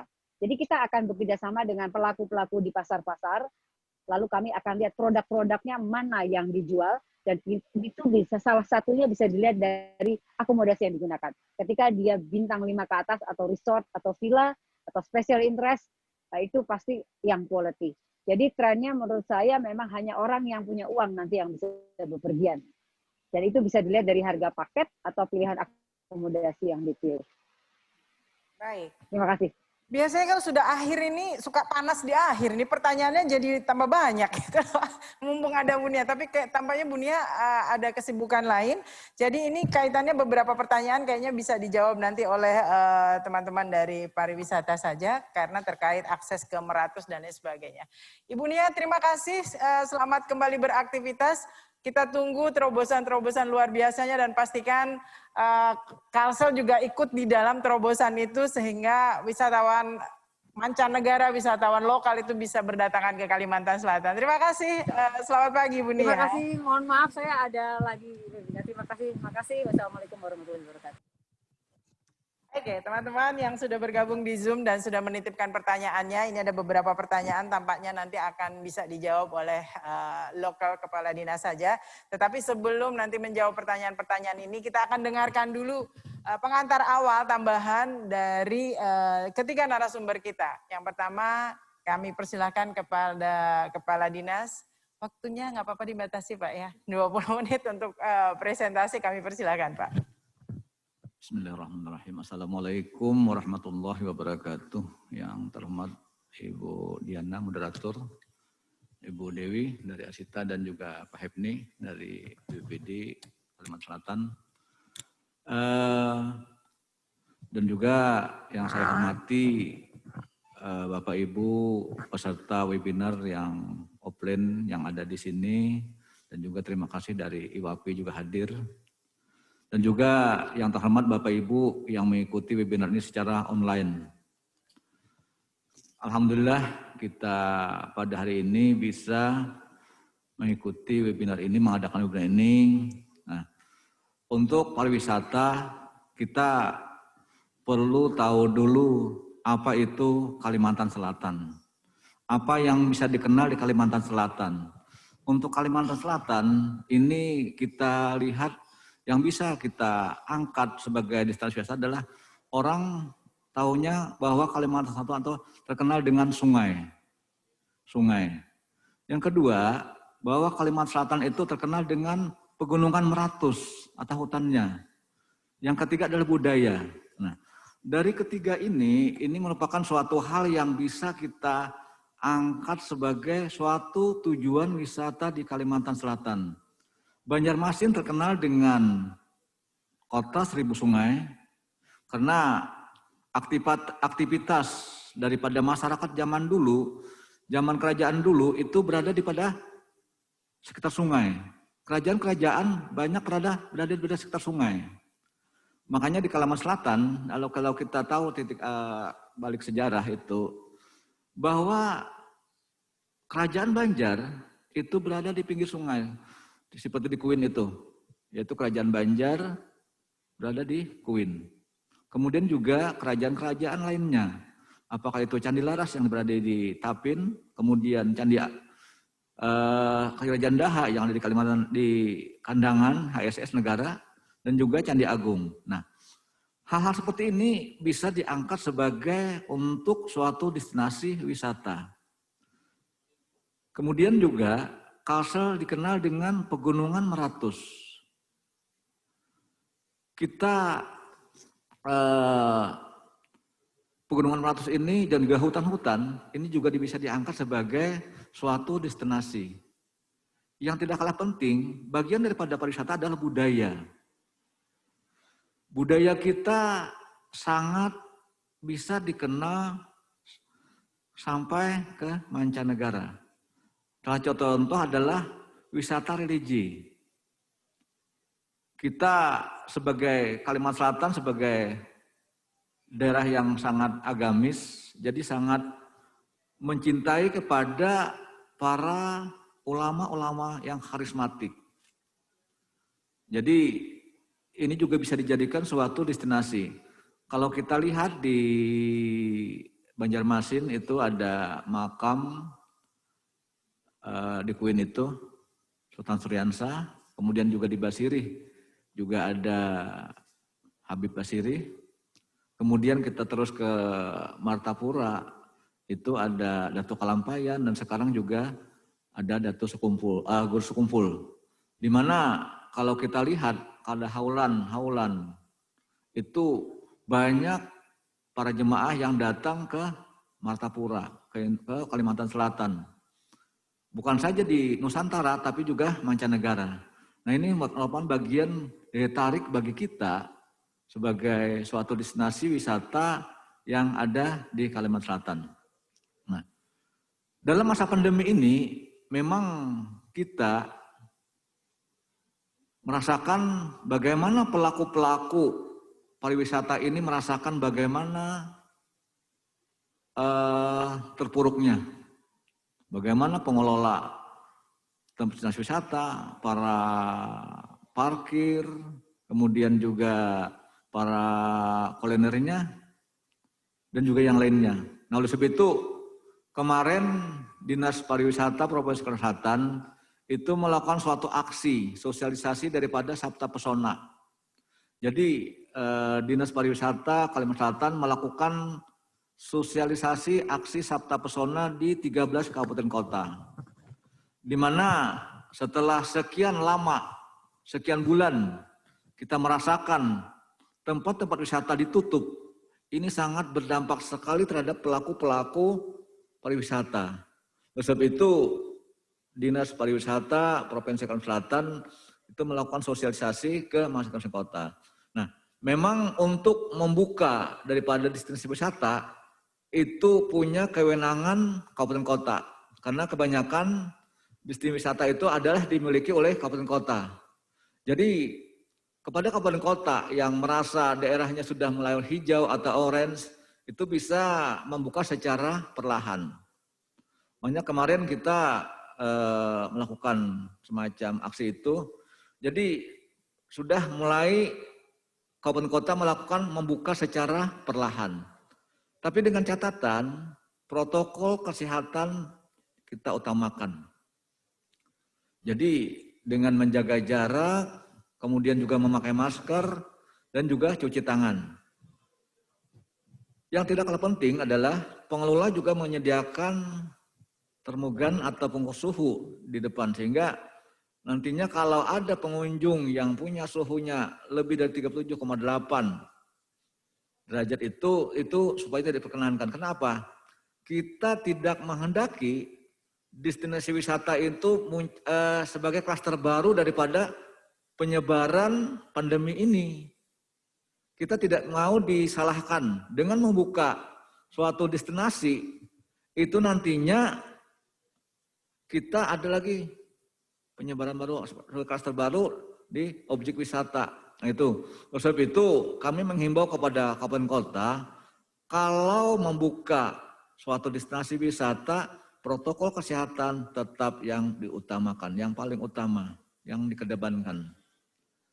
Jadi itu, jadi sudah mulai, karena apa? Dengan mulai adanya pandemi di Indonesia, itu mulai bulan Maret itu kan sampai sekarang hampir 7 bulan lebih, dan kita kapan berakhirnya kita tidak tahu. Nah, ada semacam kejenuhan masyarakat kita. Sehingga ketika destinasi wisata mulai dibuka, itu banyak sekali masyarakat kita yang berkunjung ke tempat itu. Kita lihat untuk di Kalimantan Selatan, itu seperti di Loksado, kemudian di Hulu Sungai Tengah yang dikelola oleh masyarakat. Apalagi sekarang ini Kementerian Transmigrasi dan desa itu ada semacam desa wisata, sehingga para desa-desa itu mulai membuka semacam destinasi baru. Sehingga kalau diakui sebagai desa wisata, maka akan mendapat kucuran dana dari Kementerian Desa. Makanya kalau hal itu bisa dikembangkan oleh masing-masing desa nantinya, itu akan menambah daripada kesejahteraan masyarakat sekitar. Nah, syaratnya adalah dengan bekerja sama dengan BUMDes, Badan Usaha Milik Desa. Nah itu. Kemudian Kalimantan Selatan dalam hal ini untuk pandemi ini sudah ada aturan Peraturan Gubernur nomor 66 tentang panduan tatanan masyarakat yang produktif dan aman Corona atau COVID-19 di Provinsi Kalimantan, di mana waktu itu diterbitkan tanggal 4 Juni 2020. Tujuannya adalah bahwa dengan adanya pergub ini sebagai pedoman pelaksanaan panduan tatanan masyarakat yang produktif dan aman COVID-19. Kemudian juga pergub ini adalah sebagai pedoman meningkatkan upaya pencegahan dan pengendalian COVID-19 di tempat beraktivitas atau berkegiatan di luar rumah, dan pergerakan orang atau barang selama masa pandemik ini. Kemudian juga meningkatkan upaya pengendalian pergerakan orang bepergian keluar dan atau masuk wilayah Provinsi Kalimantan Selatan. Dan juga menjaga produktivitas kerja masyarakat dan dunia usaha selama masa pandemi ini. Jadi pemerintah provinsi sudah mengeluarkan suatu pergub nomor 66 tahun 2020 itu dalam hal pandemi COVID ini. Jadi bagaimana kita dalam melakukan aktivitas aman, karena apa? Suatu tempat wisata yang pertama adalah aman, sehingga orang nyaman untuk datang. Yang kedua adalah bersih.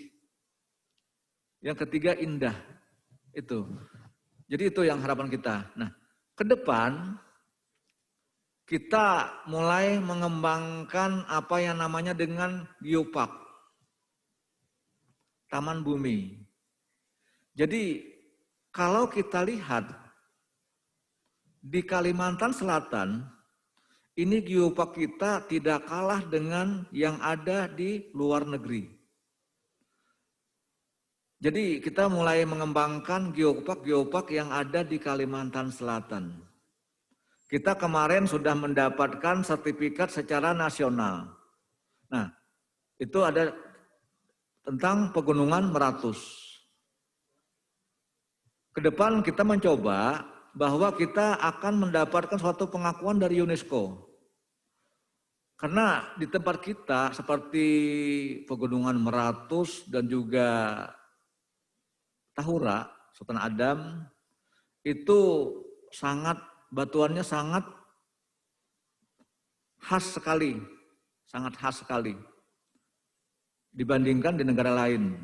Karena menurut para peneliti, yang ada di dunia ini hanya 3, Yunani, Prancis, dan di Indonesia.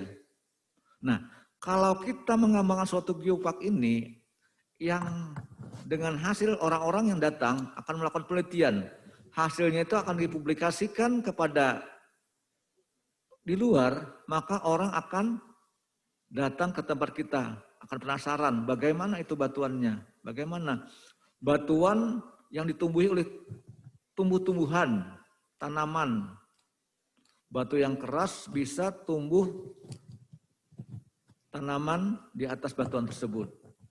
Kemudian juga sebagai yang nantinya akan dikembangkan sebagai geopark di Kalimantan Selatan adalah intan cempaka.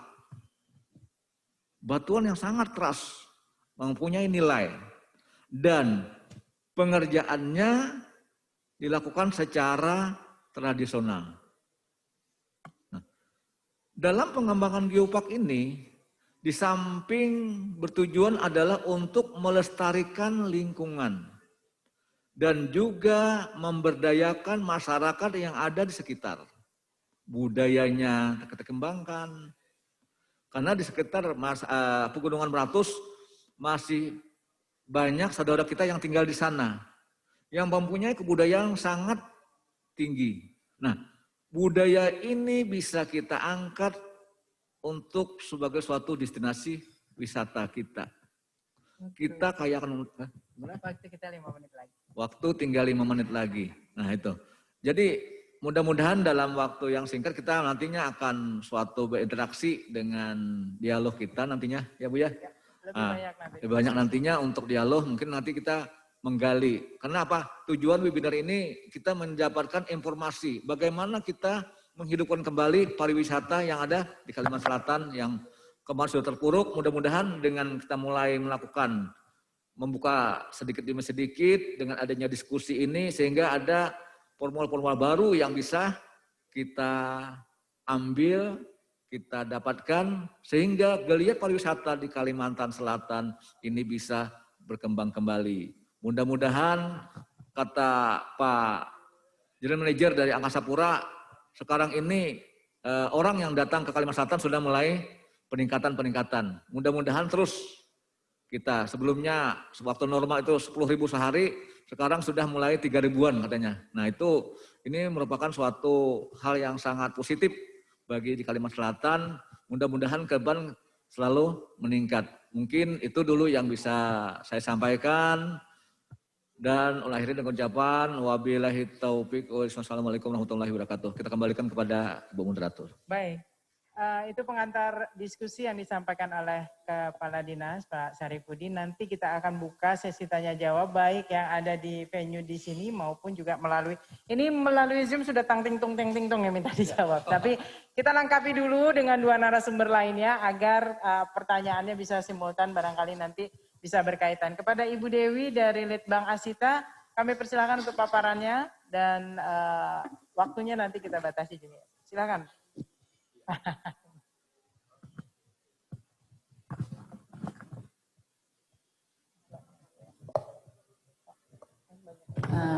Oke. Mungkin banyak yang belum kenal dengan saya. Ya, pertama-tama saya ucapkan Assalamualaikum warahmatullahi wabarakatuh. Salam sejahtera bagi kita semua, salam kebajikan, Om Swastiastu. Kepada Bapak Kepala Dinas Pariwisata dan juga Pariwisata Provinsi, Pak ya, dan juga dari HIPMI, serta undangan yang ada di dalam ruangan ini dan juga yang ikut webinar di seluruh Indonesia. Juga Ibu Diana ya sebagai moderator yang cantik. Saya dari DPD Asita, mohon maaf Pak Kadis karena PLT ketua kita lagi berhalangan, ada kegiatan di luar daerah. Jadi saya sebagai ketua Litbang yaitu penelitian dan pengembangan pariwisata DPD Asita Kalsel yang akan mewakili beliau saat ini. Jadi saya sangat berterima kasih dengan adanya acara webinar mengenai bagaimana Kalimantan Selatan bergerak di saat adaptasi kebiasaan baru, Pak.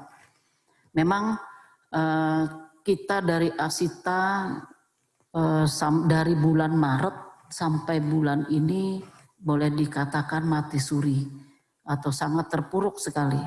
Jadi ibarat orang sudah jatuh tertimpa tangga, Pak.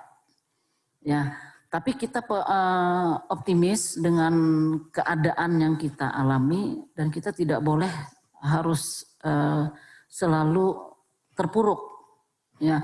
Karena kita yakin objek wisata Kalimantan Selatan itu tidak kalah dengan objek wisata yang ada di luar, Bu Diana. Dan saya juga selama 3 bulan dan 4 bulan ini Pak Kadis, saya sebagai koordinator tata kelola destinasi dan homestay di Kabupaten Banjar. Dan saya begitu optimis bahwa objek wisata yang ada di Kalsel ini akan maju sama seperti daerah lain. Nah, mungkin kita akan melihat ya, kita dari DPD Asita Kalsel, kita juga punya DPP Pak, dan kita punya DPC juga untuk seluruh Indonesia. Kita dari Asita sangat mendukung dan siap bergerak bersama dengan pemerintah Kalimantan Selatan untuk memajukan pariwisata yang ada di Kalimantan Selatan. Nah, kita lihat dulu apa itu kebiasaan baru, adaptasi kebiasaan baru, atau lebih dikenalnya dengan nama di era new normal, Pak ya. Jadi adaptasi kebiasaan baru. Adaptasi kebiasaan baru ini adalah cara kita merubah perilaku, gaya hidup, dan kebiasaan yang tadinya tidak terpikirkan oleh kita di masa pandemi ini, maka kita harus merubah perilaku kita, gaya hidup kita, kebiasaan kita, sehingga kita bisa beraktivitas secara normal di tengah-tengah musuh kita yaitu corona.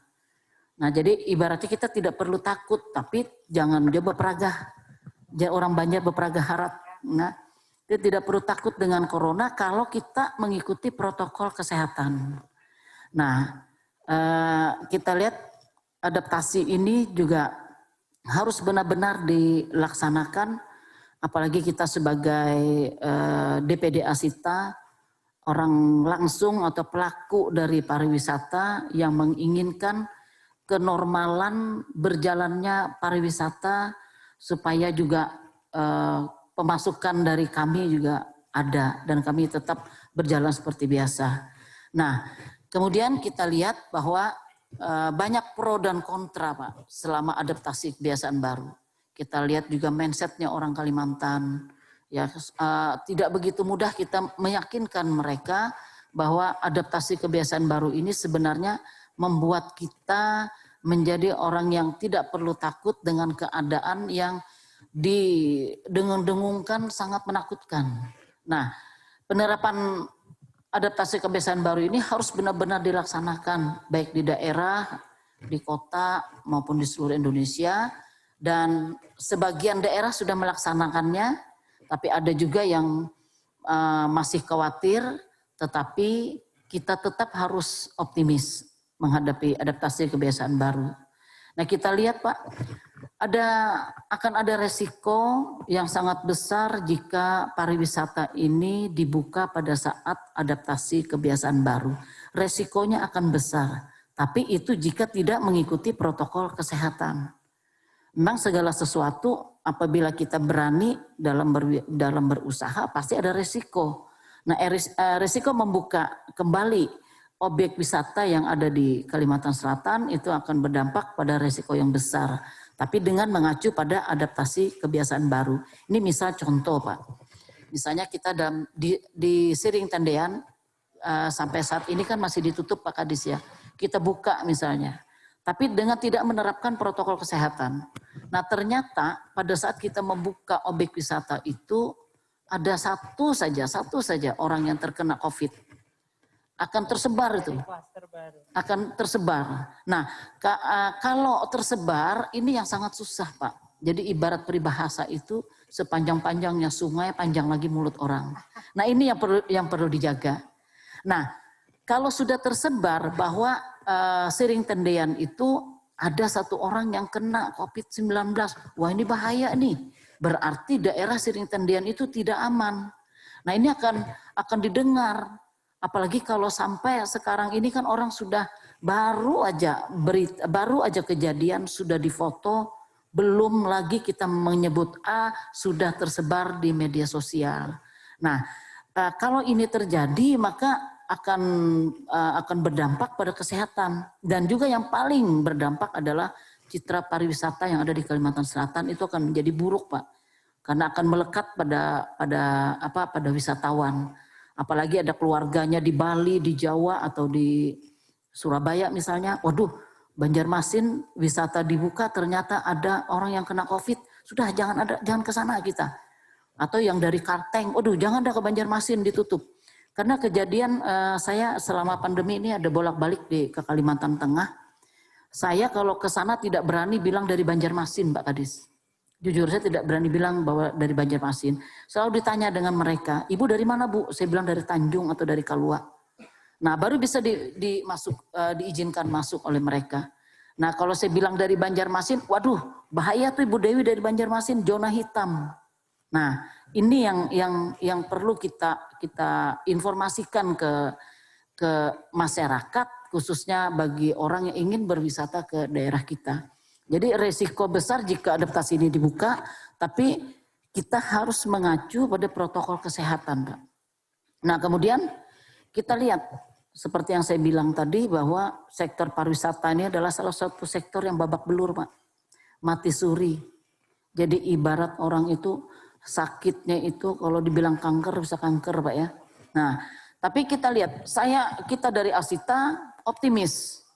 Pergerakan dari bulan Maret kita mendapatkan halangan tidak bisa menjual paket, bahkan kita sendiri tidak bisa keluar daerah, yang luar daerah tidak bisa masuk, bahkan yang keluar negeri dan kita dari dalam pun keluar itu sudah tidak bisa.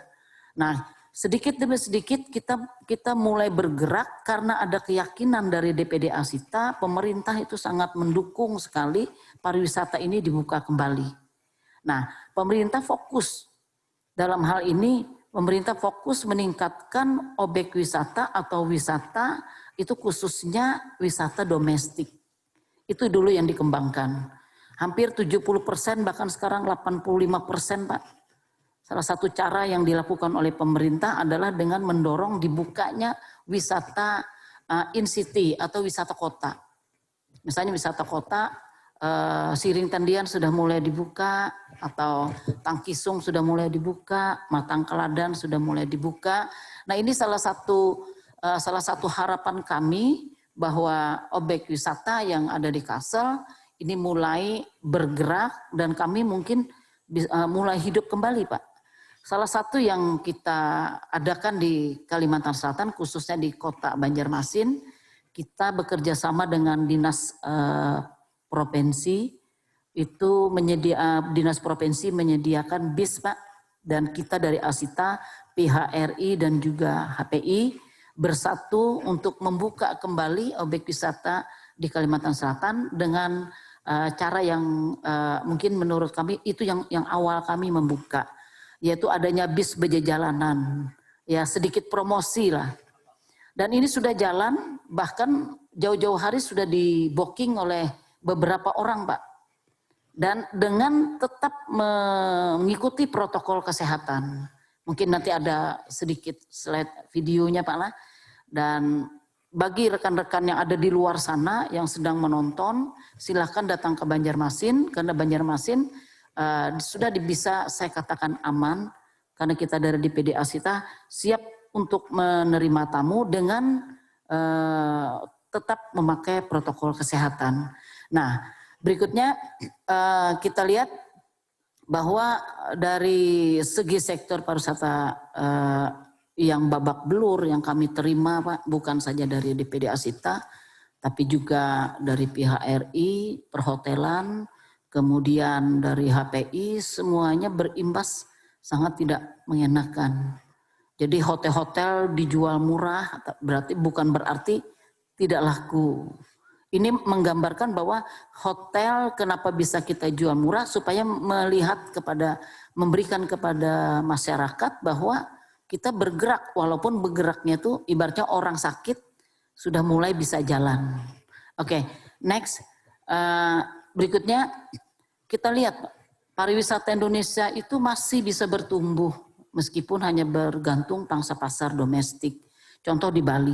Di Bali itu pangsa pasarnya adalah pangsa pasar wisatawan mancanegara. Mati sama sekali di Bali. Nah, sekarang ini Bali sudah mulai bangkit. Kemarin kita dari Asita, konsekuensi kita Asita, Pak Kadis, kita juga ikut mendukung gerakan Dinas Kalimantan Selatan, pemerintah Kalimantan Selatan, Dinas Pariwisata Kalimantan Selatan. Kami mempunyai inisiatif untuk mensurvei seluruh objek yang ada di Indonesia, di mana itu bisa kami terapkan di tempat kita Kalimantan Selatan. Jadi kemarin kita datang ke Bali, kita lihat di mana mereka sudah menerapkan protokol kesehatan itu hampir 100% sangat baik Pak Kadis. Jadi pada saat kita turun dari Bandara Ngurah Rai, kita sudah disemprot yang namanya desinfektan. Kemudian tangan kita disemprot lagi dengan hand sanitizer. Nah, suhu badan kita dicek. Naik mobil lagi, naik bis lagi, sebelum naik dicek lagi. Di dalam bis itu kursi yang tadinya 48 seat boleh diisi paling banyak sekali 23 wisatawan yang ada di situ. Nah itu luar biasa. Nah itu contoh-contoh yang ada seperti itu akan kami terapkan di tempat kita. Nah kemudian kita lihat wisatawan domestik ini dinilai sangat optimis dan dalam melihat wabah dan masih berencana untuk berwisata. Kita lihat Pak Kalimantan Selatan, walaupun di masa pandemi masih banyak orang yang ingin berwisata. Walaupun ditegur sekalipun tetap mereka ingin berwisata. Contohnya setiap hari Minggu kan saya dengar di daerah perkantoran kantor gubernuran Pak lah, tiap minggu di sana ada objek wisata, ada jalan kaki, naik sepeda, bahkan tiap minggu juga mungkin bapak-bapak dan ibu-ibu ada yang belum tahu di Ratan Inn untuk jalan santai, jalan sepeda. Ini juga namanya mulai memunculkan objek wisata yang ada di Kalimantan Selatan dan memberikan motivasi kepada wisatawan bahwa datang ke Banjarmasin tidak perlu takut dengan yang namanya COVID-19. Oke, mungkin saya kebut aja. Nah, sekarang kita peranan Asita, ya, peranan Asita terhadap protokol kesehatan, terhadap gerakan yang dilakukan oleh pemerintah. Asita dan pelaku usaha lainnya seperti HPI, PHRI itu sangat mendukung rencana pemerintah menerapkan tatanan kenormalan baru atau adaptasi kebiasaan baru. Dengan kondisi yang tidak mau, suka tidak suka, ya berpikir pesimis, kita tetap melakukan protokol kesehatan. Nah, untuk melaksanakan adaptasi kebiasaan baru itu harus ada standar prosedur yang lebih spesifik supaya tidak ada kendala pada saat tamu kita datang ke Kalimantan Selatan. Misalnya contoh, saya bilang tadi, di Bali masuk ke dalam bis atau standar transportasinya mengikuti protokol kesehatan. Harus benar-benar itu dijaga. Kemudian rumah makan, Pak. Ini rumah makan banyak di tempat kita. Tapi saya beberapa kali survei di rumah makan sudah melakukan protokol kesehatan. Yaitu kursi yang 4 boleh diisi 2. Dan saya masuk ke salah satu rumah makan yang tadinya kursi mejanya ini ada 10, dia cuma menyiapkan 5. Lebih dari itu silahkan tunggu di luar. Nah ini sudah siap untuk Kalimantan Selatan. Kemudian di objek wisata juga Objek wisata karena kita di Kalimantan Selatan ini ada Pok Darwis, Pak Kadis. Jadi Pok Darwis itu benar-benar dioptimalkan untuk menjaga objeknya apabila ada wisatawan datang ke daerah objek-objek yang ada Pok Darwisnya. Tetap menggunakan protokol kesehatan. Begitu juga dengan hotel. Nah, hotel seperti di Bali masuk juga dipakai pakai protokol kesehatan, ada hand sanitizer, disemprot, disuruh cuci tangan. Bahkan Pak, setiap 30 menit sekali kita berwisata diwajibkan cuci tangan. Kalau tidak ada air, diwajibkan membawa hand sanitizer. Sampai travel agentnya sendiri menyiapkan hand sanitizer itu untuk dikasihkan kepada wisatawan. Nah, kemudian kita lihat protokol COVID-19 harus lebih fokus Pak pada kesehatan, kebersihan, kontak fisik, wajib pakai masker, wajib cuci tangan, dan lain-lainnya sesuai dengan instruksi pemerintah negara kita. Dan ini wajib kita patuhi. Nah, kemudian kita dari travel agent Pak, dari pelaku pariwisata, baik itu dari Asita, dari HPI, dari PHRI, kita juga karyawan-karyawan dari Asita itu juga diwajibkan rapid test. Pak, kita semua karyawan itu ada rapid test. Fungsinya untuk apa? Kalau wisatawan datang ke Banjarmasin, mereka tidak perlu takut. Jangankan kotanya, pelaku pariwisatanya saja sebagai orang pelaku pariwisata mempunyai rekomendasi bahwa kita itu bebas dari corona. Jadi kita punya rapid. Dan kita juga dari Asita juga mungkin akan adakan swab untuk karyawan, Pak. Nah, kemudian pelaku pariwisata kita menjalankan kesehatan, ada sertifikasi kesehatannya juga. Nah, kita optimis bahwa untuk kedepannya pariwisata Kalimantan Selatan ini akan maju. Seperti yang tadi ditanyakan oleh Pak Helsi, Kalimantan Selatan kurang greget Pak ya. Sebenarnya kita ini terhalang oleh COVID-19 Bu Diana. Ya. Luar biasa Dinas Pariwisata baik provinsi maupun kabupaten sedang menggalakkan kepariwisataan Kalimantan Selatan Pak Kadis. Karena kenapa saya bicara seperti itu? Karena saya yang menjalankan langsung Pak. Nah, jadi untuk kedepannya kemungkinan ya kita akan bersama-sama memajukan pariwisata, apalagi nanti di masa sudah tidak pandemi lagi. Ya, sudah habis Bu Diana? Masih ada? Ya. Boleh, satu lagi ya. Jadi Bapak-bapak dan Ibu-ibu, apabila protokol adaptasi kebiasaan baru ini dilakukan dan dijalankan dengan baik, maka ini akan menambah nilai tambah bagi wisatawan yang cenderung datang ke wadah kita. Kalau adaptasi kebiasaan baru ini dapat meyakinkan wisatawan, maka mereka tidak akan pernah merasa takut untuk datang ke tempat kita. Oleh karena itu, kita jangan mendengarkan hoax. Jangan sekedar mendengarkan hoax, benar nggak ini berita ini. Tapi marilah kita mendengarkan berita dari orang-orang yang benar kompeten untuk menjelaskannya. Jadi kami dari Asita siap untuk bekerja sama dengan Dinas Pariwisata. Dan juga kita berterima kasih Pak, fasilitas yang diberikan oleh Dinas Pariwisata. Kita melakukan objek wisata baru yaitu bis berjalanan yang dikelola oleh kami DPD Asita, HPI dan juga PRI atas motivasi dari Dinas Pariwisata. Nah, saya rasa demikian apa yang saya sampaikan. Mungkin nanti kalau ada pertanyaan kita bisa jawab sama-sama. Terima kasih. Assalamualaikum warahmatullahi wabarakatuh. Waalaikumsalam warahmatullahi wabarakatuh. Tadi Bu Dewi menekankan di akhir jangan percaya hoax bahwa Kalsel tidak aman, Kalsel tidak begini begitu terkait COVID. Nanti kita akan dengarkan dari gugus tugas sudah sampai sejauh mana. Tapi sebelum kita ke Pak Hifni, teman-teman di bawah Pak Syarifudin sudah menyiapkan sebuah video yang ini akan menjawab bahwa Kalsel tidak hoax ya. Sudah menyiapkan bagaimana adaptasi kebiasaan baru. Kita saksikan video berikut ini.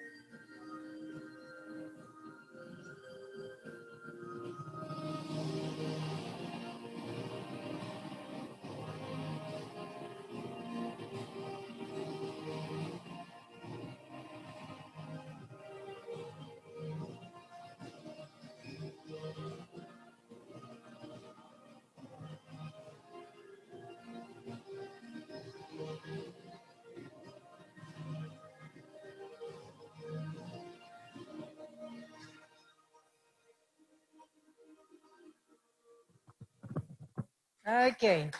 Itu tadi video keindahan dari titik-titik atau destinasi wisata di Kalimantan Selatan. Kita lihat kebanyakan sebetulnya adalah outdoor ruang terbuka ya. Jadi ketakutan-ketakutan akan bahaya COVID seharusnya itu bisa diminimalisir ketika mungkin sarana menuju ke sananya dan juga fasilitasnya bisa dilengkapi. Nanti kita akan obrolkan dengan Pak Kadis dan juga nanti dengan Ibu Dewi. Tapi sebelumnya kita ingin tahu dari gugus tugas sudah sampai sejauh mana Pak? Kami jadi terpuruk kata teman-teman di berbagai sektor juga sektor pariwisata. Silakan Pak Hipmi. Terima kasih Bu Moderator. Assalamualaikum warahmatullahi wabarakatuh. Pertama-tama kami menyampaikan permohonan maaf dari Pak Ketua Gugus Harian. Dalam ini Pak Sekda, PJ Sekda, kemudian juga dari Wakil Ketua Gugus, dalam ini Kepala BPD Pak Kadis. Karena beliau juga di tempat yang hari yang sama, di waktu yang sama juga diminta Pak untuk paparan di BNPB berkenaan dengan penanganan COVID di Provinsi Kalimantan Selatan. Sehingga beliau meminta kami untuk mewakili acara ini. Yang kami hormati Pak Kadis Pariwisata, Bu Moderator, Bu Dewi dari Asita. Baiklah kita langsung aja memasuki materi yang kami sampaikan pada siang hari ini. Kita perlu mereview kembali Bapak Ibu untuk mengingatkan kembali bagaimana COVID-19 ini terpaparnya melalui apa gitu. Jadi ini konteksnya nanti dengan kita selalu mengingatkan protokol kesehatan karena dari alur dari distribusi penyalurannya atau terpaparnya ini adalah melalui airborne atau melalui droplet ya seperti itu. Jadi memang di slide pertama ini kita mengingatkan kembali bahwa kita memang sebelumnya sudah pernah juga terpapar atau ternyata virus sebelum COVID-19 ini ada istilah SARS, kemudian ada MERS-CoV, kemudian ada juga flu burung ya, H5N1 seperti itu, H5N1, tapi tidak se-booming, tidak sedahsyat apa yang ada pada Corona atau COVID-19 yang saat ini pandemi di tempat kita atau dunia pada umumnya seperti itu. Lanjut mungkin. Nah, ini mungkin ada proses penularannya ya, ada proses penularannya. Jadi melalui droplet yang dihasilkan ketika bersin, batuk ataupun bicara. Jadi ada penelitian, memang ada beberapa partikel-partikel yang terpapar dengan kita misalnya bersin. Bersin itu kurang lebih 40.000 Pak yang disebarkan. 40.000 yang disebarkan melalui bersin. Apabila kita bersin bisa terpapar atau mengeluarkan partikel atau butiran-butiran cair yang mentebar di udara seperti itu. Kemudian melalui batuk itu kurang lebih 3.000 droplet. Kemudian kalau kita bicara dalam 1 menit itu kurang lebih 600 droplet yang dikeluarkan. Kalau kita bicara misal 1 jam tinggal mengali Pak, berapa yang terpapar, berapa yang dikeluarkan droplet melalui bicara kita tanpa menjalankan protokol kesehatan.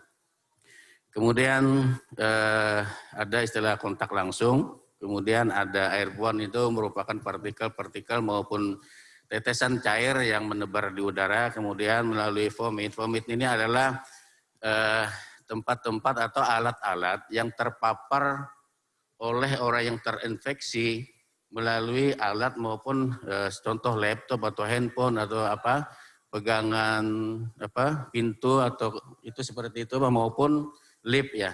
Jadi ada itu yang terpaparnya melalui vomit. Lanjut.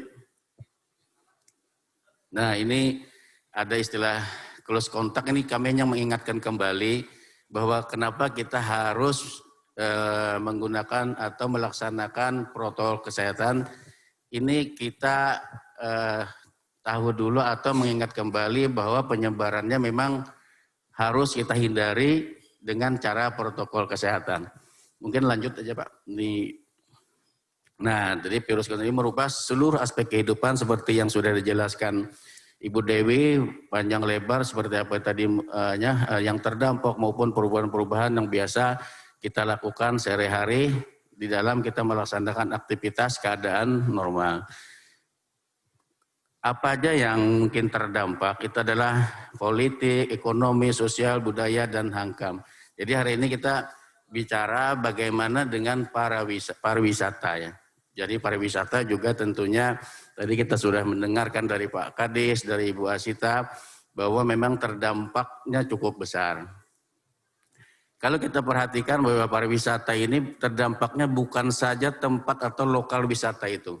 Jadi banyak siklus yang terdampak di sana. Contoh misalnya tadi dari Ibu Asita, dari travel juga terdampak. Kemudian dari maskapai juga terdampak. Begitu juga dengan restoran maupun rumah makan yang ada di sekitar tempat wisata itu. Jadi bukan lokal wisatanya aja, tentunya juga dampaknya cukup luas ke instansi maupun ke unit-unit yang terkait dalam pelaksanaan pariwisata itu sendiri. Kemudian lanjut mungkin. Nah ini adalah dasar-dasar hukum tadi juga disampaikan oleh Pak Kadis. Kita merujuk ke atas dulu, ada instruksi Presiden nomor 6 tahun 2020,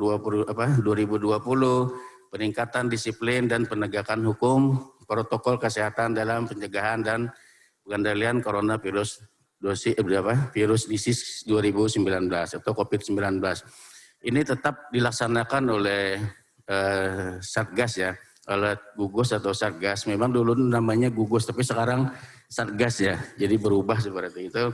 Masih dilaksanakan oleh baik kepolisian, TNI maupun dari Pol PP ya, di seluruh Indonesia, terutama kita di Kalimantan Selatan, tentunya di kabupaten kota. Kemudian turun lagi ada instruksi Menteri nomor 4 tahun 2020 tentang pedoman teknis peraturan kepala daerah dalam rangka penerapan disiplin dan penegakan hukum, protokol kesehatan sebagai upaya pencegahan dan pengendalian coronavirus disease 19. Nah turunannya adalah seperti yang disampaikan oleh Pak Kades itu berupa peraturan gubernur nomor 066 tahun 2020 tentang panduan tantangan masyarakat yang produktif dan aman coronavirus disease 19. Memang di dalam sini ada beberapa yang diatur, ya, antara lain partisipasi masyarakat seperti apa, kemudian kewajiban masyarakat seperti apa, dan yang tidak kalah pentingnya di sini juga ada termuat tentang sanksi administrasi, Pak, Bapak Ibu sekalian. Jadi dalam peraturan gubernur ini juga memuat tentang sanksi administrasi terhadap pelanggaran protokol kesehatan yang dilaksanakan. Jadi paling ekstrimnya adalah pencabutan izin, mungkin Bu, izin tempat wisata atau izin restoran atau izin dari perhotelan. Kemudian ada lagi turunannya adalah edaran Gubernur Kalimantan Selatan nomor 305 tentang protokol kesehatan bagi masyarakat di tempat dan fasilitas umum. Nah ini berkaitan dengan tempat wisata dalam rangka pencegahan dan pengendalian pada transisi masa adaptasi kebiasaan baru menuju masyarakat produktif dan aman. Lanjut.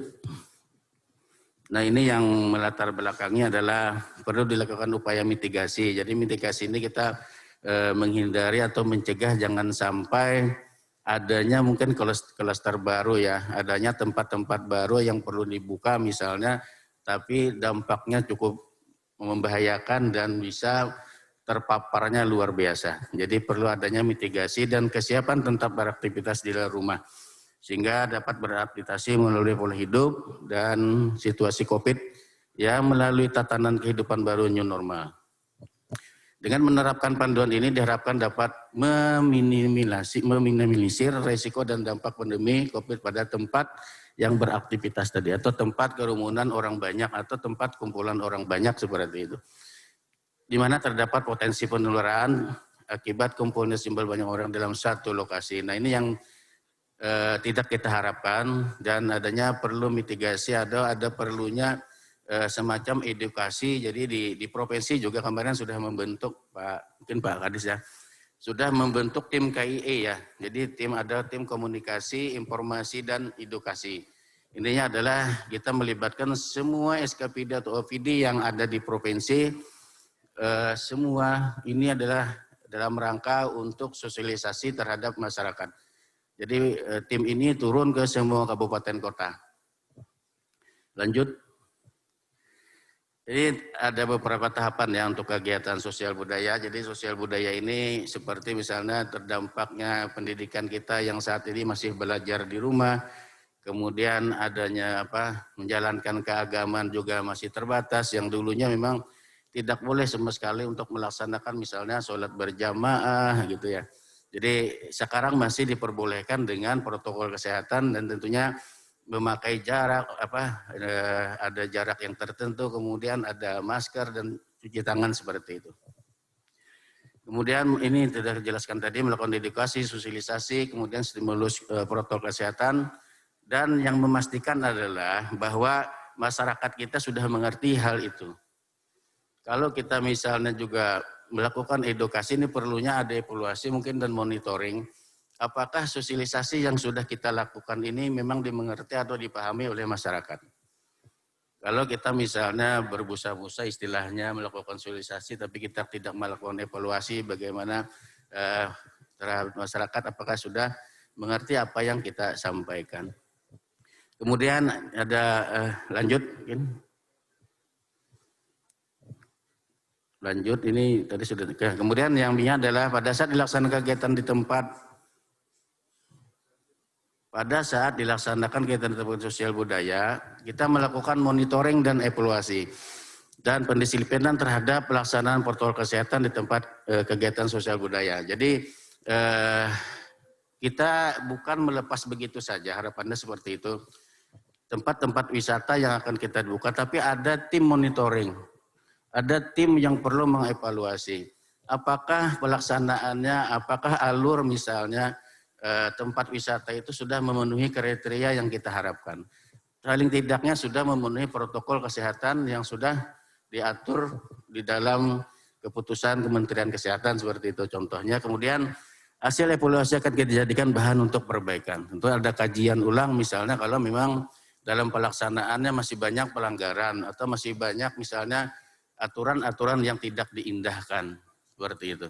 Jadi perlu kita kaji ulang, mungkin kita ada pertemuan bersama untuk membahas ini bagaimana tempat wisata ini bisa terlaksana, bisa dibuka tapi tentunya tidak menimbulkan tidak terpaparnya tentang COVID-19 terhadap pengunjung yang ada di situ. Lanjut. Nah ini kegiatan sosial budaya, mungkin lanjut aja Pak, Nah ini menerapkan ke pengaturan sirkulasi dan batasan waktu kunjungan serta jumlah pengunjung. Jadi jumlah pengunjung maksimal 50% dulu Pak, Ibu, Bapak Ibu sekalian. Jadi harapannya bisa menjaga jarak, bisa social distancing ya istilahnya social distancing sehingga tidak terjadi kerumunan atau berkumpulnya orang banyak di sana. Kemudian juga ada pengaturan sistem pintu masuk dan pintu keluar sehingga tidak terpapasan seperti itu sehingga bisa kita sampaikan tadi bahwa ini adalah melalui airborne atau droplet lewat udara penularannya. Jadi kita masuknya di sini misalnya keluarnya harus beda. Jadi tidak ada saling tertukar untuk airborne atau istilahnya udara yang terpapar. Kemudian memastikan semua wisatawan dan pengelola destinasi wisata menggunakan masker, face shield dan atau sarung tangan selama beraktivitas. Sama seperti yang Ibu Dewi sampaikan juga bahwa semua ini adalah dalam rangka untuk kita mengantisipasi terpaparnya atau bertambahnya klaster-klaster baru mengenai COVID-19 ini. Kemudian adanya tempat cuci tangan, kemudian ada paling tidak ada hand sanitizer seperti itu ya. Kemudian ada screening awal dengan pengukuran suhu tubuh seperti itu melalui tangan juga bisa melalui termogan ya. Kemudian mewajibkan wisata menjaga jarak, physical distancing, paling tidak 1 sampai 1,5 meter serta kontrol suhu setiap seluruh wisatawan di bawah 37,7% baru 37,3 derajat Celcius baru bisa untuk masuk ke tempat destinasi wisata tersebut. Lanjut. Nah ini juga ada pertemuan seperti kita ini alhamdulillah kita masih menggunakan virtual ya, Zoom meeting ya. Jadi yang online juga bisa berhadir, yang offline juga terbatas. Jadi kita bisa mengatur jarak dalam rangka untuk mencegah penularan tersebut. Lanjut.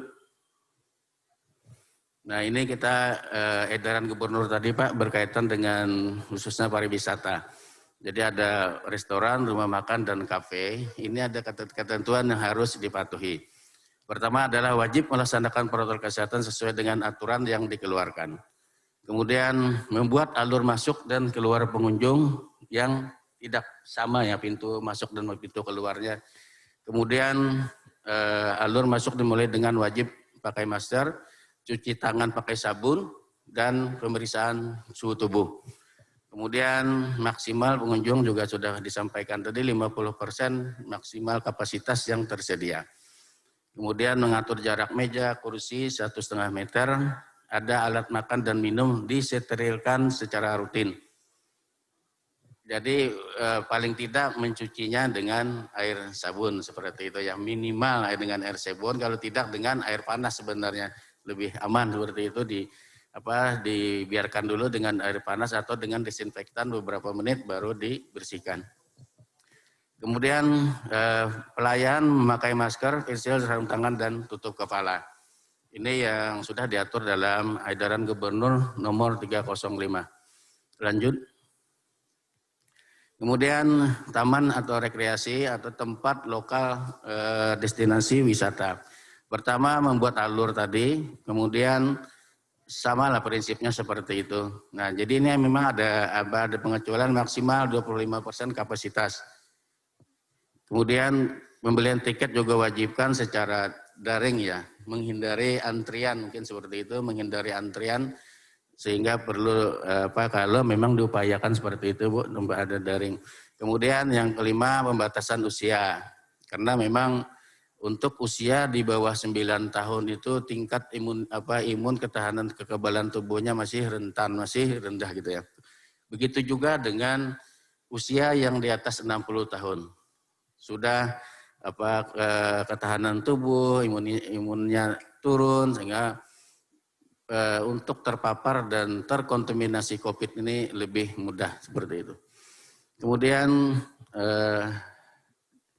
juga di usia 60 tahun ini biasanya kita ada ada penyakit bawaan ya, seperti istilah kita itu komorbid seperti itu. Ini juga salah satu faktor pemberat atau faktor pencetus terhadap mudahnya kita terpapar, dan juga mungkin sakitnya lebih parah. Jadi karena adanya penyakit bawaan atau komorbid ini, sehingga penyakitnya lebih lebih parah atau lebih berat gitu ya. Ini yang juga menyebabkan salah satu banyaknya angka kematian kemarin di tempat kita. Cukup Bu ya? Silahkan dilanjutkan 5 menit lagi Pak. Oh ya, lanjut. Nah, ini apa tantangan kita, kenapa masyarakat tidak patuh terhadap protokol kesehatan? Ini ada beberapa penelitian. Jadi ada kemarin itu awal-awal memang harga masker, face dan sanitizer ini harganya mahal dan juga susah dicari. Ini adalah salah satu tantangan kita. Kenapa masyarakat kita tidak peduli atau tidak peduli, mungkin peduli tapi harganya yang cukup mahal. Kemudian juga adanya pekerjaan menjadi sulit jika menerapkan protokol kesehatan, juga merupakan tantangan kita untuk melaksanakan protokol kesehatan. Kemudian mengikuti orang lain, misalnya tren-trenan tidak pakai masker, tidak memakai jarak, lebih istilahnya tren, lebih untuk menantang, artinya bahwa COVID ini tidak apa-apa. Bukan seperti itu harapan kita, karena inilah melanggar protokol kesehatan. Kemudian tidak ada sanksi jika protokol kesehatan tidak dijalankan, atau sanksi kita terlalu ringan Bu. Sanksi kita terlalu ringan sehingga tidak terlalu mengabaikan protokol kesehatan. Yang terakhir, bahwa tidak ada kejadian COVID-19 di lingkungan sekitar kita, bahwa misalnya di dalam satu kampung atau di satu RT itu tidak adanya terpapar COVID atau pasien yang terpapar COVID sehingga mengabaikan protokol kesehatan. Mungkin itu Bu. Oke, baik. Terima kasih Pak Hifni. narasumber yang berada di venue sudah menyampaikan materinya. Tadi juga kita sudah mendengarkan sebagai wawasan ya yang disampaikan oleh Ibu Nia dari Kementerian Pariwisata dan Ekonomi Kreatif. Saya lihat sudah ada 103 yang bergabung di Zoom meeting dan ini pertanyaan-pertanyaan. Beberapa hal mungkin mirip. Saya akan coba jadikan satu saja beberapa hal yang mirip dan mungkin bisa dijawab oleh ketiganya. Tetapi tadi closing yang disampaikan oleh Pak Hifni intinya adalah bahwa memang kalau kita salah atau tidak efektif menangani COVID, maka keterpurukan ini nggak akan selesai-selesai. Termasuk di sektor pariwisata. Nangis semua ya Bu ya. Nangis semua ya travel agentnya, ya hotelnya, ya masyarakat sekitarnya. Akhirnya jika kita tidak bersama-sama bersepakat untuk bisa menangani paling tidak preventif terhadap pencegahannya. Oke, ini ada pertanyaan yang mungkin saya bacakan saja yang sejenis-sejenis ya Pak. Oke, yang ini kebanyakan panjang. Saya harus agak memilah karena waktu kita sangat terbatas. Baik, ini dari PHRI dulu, ini mungkin masukan ya. Objek tadi sudah, lalu di saat seperti ini wisata yang akses menuju ke pedalaman Pak. Akses menuju ke pedalaman khususnya di Meratus, apakah mereka bisa untuk di-up-kan dan tahan daya saing dengan wisata. Oh oke. Artinya mungkin ini ada sejenis juga yang terkait wisata di Meratus. Posisinya adalah akses ke sana. Mungkin nanti Ibu Dewi juga bisa menceritakan bagaimana sih kalau dari Dinas Pariwisata apakah memang sudah ada plan untuk memperbaiki infrastrukturnya untuk akses. Tetapi begini, ketika wisata itu eko, turisme, geopark dan lain sebagainya, apakah memang betul harus dimodernisasi kan, nanti orang nggak mau lagi malah datang ke sana. Nah ini mungkin nanti Bu Dewi juga bisa melengkapi.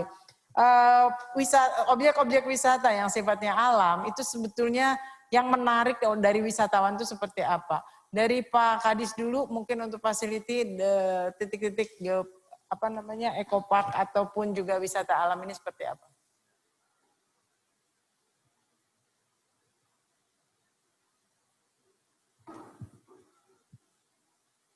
Bisa dibantu panitia mic-nya Pak Kadis.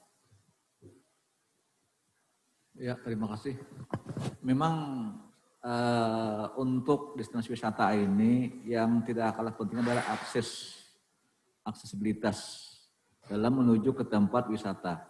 Nah, oleh sebab itu kami dari Dinas Pariwisata itu mengajak kepada dinas terkait untuk bisa memecahkan akses ini. Seperti kita dengan Dinas PUPR, karena untuk menuju ke tempat destinasi wisata perlu ada infrastruktur. Ini salah satu hal yang sangat penting dalam menuju suatu destinasi, yaitu akses ini. Kalau aksesnya nyaman, mudah, maka orang akan banyak datang ke sana. Sebab itu paling tidak akses awal mungkin akses ya. Awalnya. Kemudian juga di samping kita PUPR juga Dinas Kehutanan, jaga Dinas Kesehatan, lingkungan hidup juga. Jadi nantinya kita perlu adanya semacam kerjasama dengan dinas terkait. Bagaimana kita meningkatkan suatu destinasi wisata ini dan memudahkan orang untuk menuju ke sana. Oke, ini ada dinas-dinas terkaitnya ya. Iya. Ada ditampilkan di sini. Jadi aksesnya itu. Jadi nggak bisa tunggal ya Pak? Tidak bisa tunggal. Hanya di pariwisata. Kemudian yang tidak kalah penting, kami juga mengharapkan kepada pihak swasta. Oke. Pihak swasta. Agar yang bisa berpartisipasi dalam menunjang destinasi wisata ini. Mungkin itu. Oke. Ini menarik sambungannya ya. Ada dari Mbak Ica. Ciambu seringkali saya mendapatkan reaksi yang kurang dari calon klien yang ketika ditawarkan ke Kalsel, ini nanti testimoni dari Asita nih. Ketika ditawarkan ke Kalsel setelah hitung-hitung mungkin mahal begitu ya, tetapi ketika mencapai objek wisatanya kok gitu saja, mungkin kurang-kurang memuaskan. Nah ini saya coba cari lagi yang nanti bisa dijawab hampir sama. Bagaimana cara membangkitkan? Oke. Nah, terkait sungai, kalau kita sudah mengetahui ini dari Lazuardi, kalau kita sudah mengetahui sungai sebagai salah satu destinasi wisata di Kalsel, namun yang disayangkan pemeliharaan terhadap utilitasnya yang menghubungkan terhadap destinasi sungai tidak dilakukan. Sejatinya normalisasi bla bla bla bla bla. Oke, intinya bahwa objek-objek wisata ini, baik sungai, hutan, dan lain sebagainya, ada fasilitas-fasilitas yang diabaikan, yang tidak dipelihara dengan baik, begitu kan. Lalu juga tadi, ketika orang kita menawarkan kepada di luar, oh kayaknya mungkin fotonya bagus dan lain sebagainya, kesininya agak mahal, karena mungkin apalagi sekarang COVID ya, harus ditambah ABCD, tapi ternyata objek wisatanya biasa saja. Apakah juga Bu Dewi juga pernah merasakan hal yang sama dengan Mbak Ica ketika menawarkan kepada klien, dan kalau sudah seperti ini kan menjadi masukan untuk Dinas Pariwisata apa yang harus dilakukan di titik-titik destinasi wisata agar ketika klien datang atau wisatawan datang puas dengan itu. Silakan, mungkin pengalamannya bisa di-share Bu Dewi. Oke, terima kasih Bu Diana. Kita dari travel agent biasanya kalau mendatangkan wisatawan ke daerah kita, kita kan bikin paket itu Bu. Jadi pada saat kita bikin paket, sebelum kita tawarkan ke tamu, kita sering survei ke objek wisata tersebut. Nah jadi contoh Pak, saya pernah membawa tamu saya sebanyak 3 bis ke daerah Matang Keladan. Malah yang memberitahukan bahwa ada objek wisata baru di Kalimantan Selatan yang namanya Matang Keladan itu adalah tamu saya. Benar. Jadi di luar sudah lebih terkenal gitu ya? Udah terkenal duluan. Nah jadi dia bilang, saya sebenarnya orang Banjarmasin Bu Dewi ya. Tapi teman-teman saya ingin saya ajak ke Banjarmasin. Nah apakah kota Banjarmasin itu tidak ada perubahan? Apakah tetap seperti yang dulu-dulu? Saya tidak mau berwisata hanya sekedar ke Pasar Terapung ataupun ke CBS. Karena sekarang orang-orang luar sana kalau datang ke Banjarmasin tidak usah terlalu lama ke Banjarmasin. Cukup 1 atau 2 hari aja sudah dapat semuanya. Karena objek wisata yang ada di Banjarmasin itu cuma yang didatangi Pasar Terapung dan Pasar Martapura atau Penggosokan, udah selesai 2 hari pulang. Nah, saya diberi tantangan seperti itu Pak Kadis. Saya bilang siapa bilang Banjarmasin itu tidak berubah. Banjarmasin itu sudah berubah total. Ya, tidak lagi digambarkan Banjarmasin ini adalah hutan. Nah, saya ditantang cari objek wisata yang jangan hanya sebagai Lok Baintan, Pasar Terapung ataupun Pasar Martapura. Nah, kita sebelum membuat paket Bu Diana, kita harus survei ke objek wisata dulu. Terus dia bilang ada Matang Keladan. Ya, ada daerah Matang Keladan, ini fotonya, di-share foto-foto spot semua. Kita langsung datangi Matang Keladan. Ternyata Matang Keladan memang objek wisata yang menjanjikan. Nah, kemudian ada objek wisata apa lagi di sana? Saya bawa ke Danau Tamiang, Bu. Saya bawa juga ke daerah Aranio, kan banyak di sana objek wisata. Ini disebutkan juga Aranio katanya. Ya, ada Aranio. Tapi rata-rata soal fasilitas nih keluhannya ya. Untuk fasilitas, nah kembali lagi ke objek wisata tadi, kita bikin paket, ya kita sebagai travel agent pasti sudah tahu objek wisata yang akan kita tawarkan ke tamu, dan tamu yang datang kita bawa ke objek wisata yang kita janjikan. Jadi sementara ini beberapa travel agent yang mendatangkan tamu itu tidak ada yang komplain. Nah, karena sesuai dengan paket yang ditawarkan. Sesuai dengan apa yang kita tawarkan. Baik, tapi kalau jujur-jujuran, jujur-jujuran sebagai travel agent, apa yang harus diperbaiki dari fasilitas-fasilitas titik wisata yang tadi bagus-bagusin? Mumpung ada Pak Kadis, Bu. Ya. Jadi Pak Kadis bisa mengajukan. Ya betul. Kita sama-sama untuk kemajuan Kalsel kan? Untuk kemajuan gitu. Kalsel, ya. Bukan berarti mendiskan Pak Enggak, Kadis ya. justru mumpung ada Pak Kadis, jadi Pak Kadis bisa lebih memberikan catatan-catatan apa sih sebetulnya yang harus diperbaiki gitu. Dan lagi setelah ini Pak Kadis terus bekerja sama dengan Asita Pak. Okay. Jadi yang dimaksud dengan aksesnya atau lebih dikenal dengan nama infrastruktur, memang Pak masih banyak infrastruktur yang belum jauh lebih sempurna. Tapi beberapa objek wisata yang saya datangin itu infrastrukturnya sudah bagus. Ya, sekarang ini jalan-jalan di desa itu sudah beraspal, minimal sekali batako lah sudah dilewati. Nah yang susahnya itu melewati satu tempat misalnya di daerah Bukit Arta Pak. Ya, saya pernah ke Bukit Arta, ini fasilitas memang harus perlu diperbaiki, perlu ditingkatkan. Nah, kalau soal kapal dan lain sebagainya bagaimana di sana? Kenapa ini, Bu? Di Aranio tampaknya ini ada persoalan kapal, persoalan apa? Apakah pernah menemukan seperti kalau itu? di Aranio itu kan luas ya. Okay. Aranio itu nama daerah kan? Daerah. Okay. Misalnya di Aranio kita ke Bukit Arta. Ya, daerah Aranio juga Bukit Arta.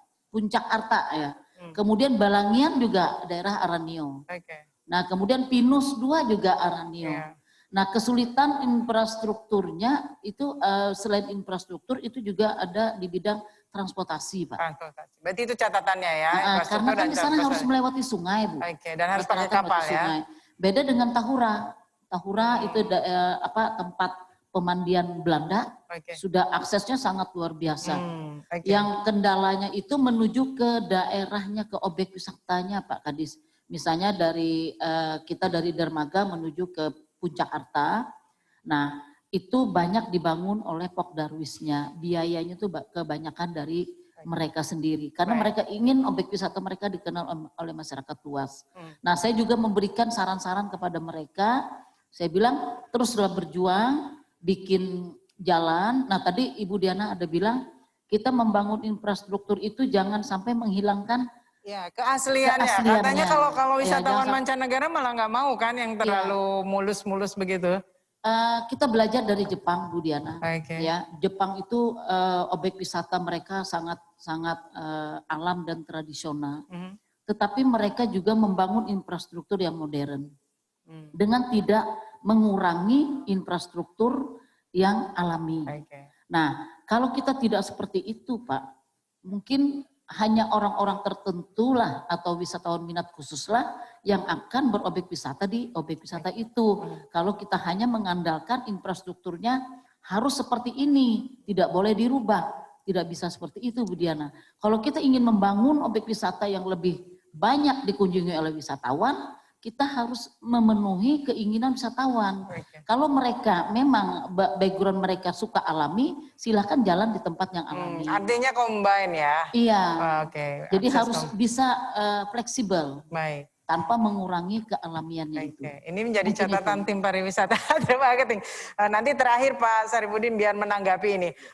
Ini ada juga pertanyaan-pertanyaan ini banyak sekali yang mempromosikan terkait Kota Baru. Kota Baru ini banyak sekali objek wisatanya dan mungkin juga ini Asita bagaimana? Sudahkah menyentuh sampai Kota Baru? Karena Kota Baru ini pulaunya indah, banyak sekali objek wisata. Tapi kok masih belum katanya. Ini Dinas Pariwisata seperti apa? Asita seperti apa?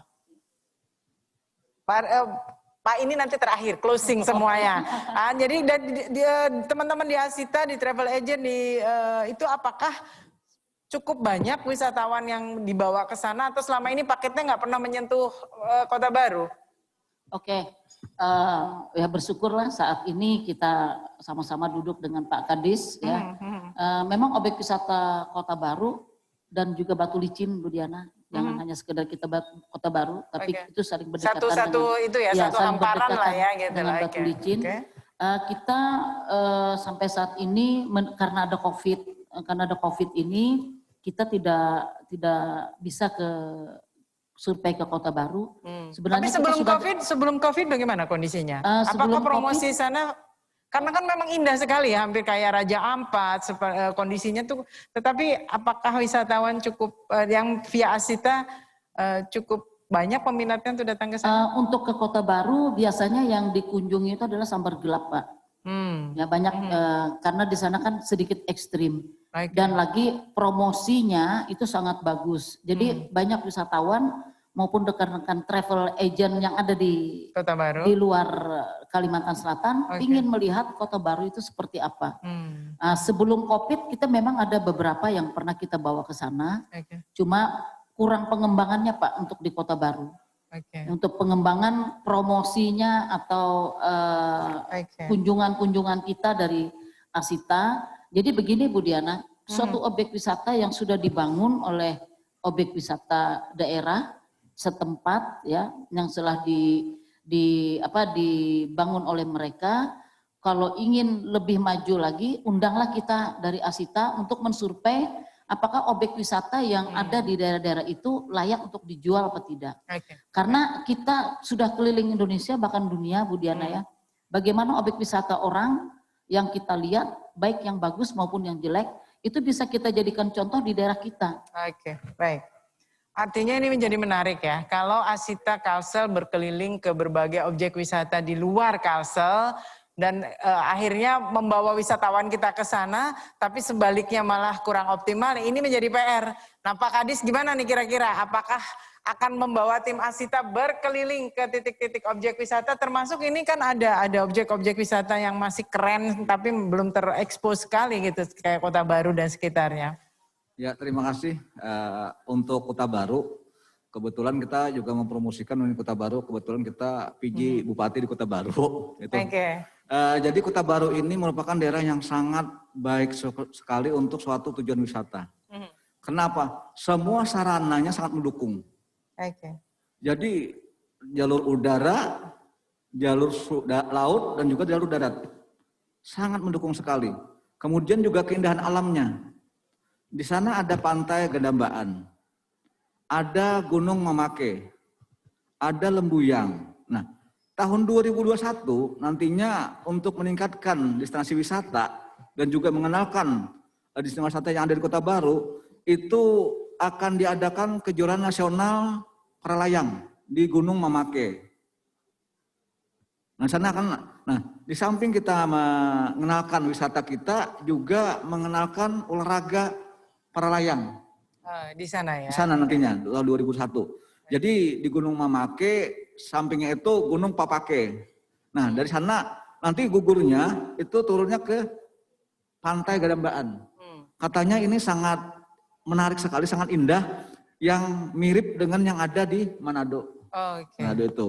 Artinya itu menjadi program kedepannya dari Dinas Pariwisata yang juga dengan kabupaten kota. Kemudian juga Dinas Pariwisata untuk meningkatkan destinasi ini juga dalam waktu dekat kami mengadakan lomba foto, video, dan juga lagu, cipta lagu mengenai pariwisata. Jingle ya? Iya, nanti di bulan ini sudah mulai jalan sampai nantinya di bulan awal November. Nah, itu dilakukan secara daring, jadi pesertanya silakan sebanyak-banyaknya untuk mengikuti lomba lagu, lomba video, dan juga lomba cipta lagu yang berhubungan dengan pariwisata.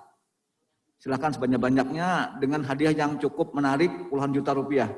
Nah, kemudian juga Dinas Pariwisata akan melakukan suatu launching daripada kalender of event di Kalimantan Selatan. Dan itu jadi promosi hampir semua titik wisata ya? Wisata. Yang terakhir kami juga nantinya akan melaksanakan tour de Losado. Jadi ini mungkin nanti ini tahun ketiga kita. Mudah-mudahan nanti semua persyaratan dan juga semua yang diperlukan dalam pelaksanaan ini bisa dilakukan sehingga pelaksanaan tour de Losado ini bisa berjalan sesuai yang kita harapkan nantinya. Mungkin apa yang disampaikan Pak Kadis ini juga menjawab apa rencana triwulan akhir ini ya. Jadi itu agenda-agendanya. Dan ini ada pertanyaan. Mungkin sedikit menambahkan Bu Diana. Mungkin banyak yang belum tahu Pak Kadis ya.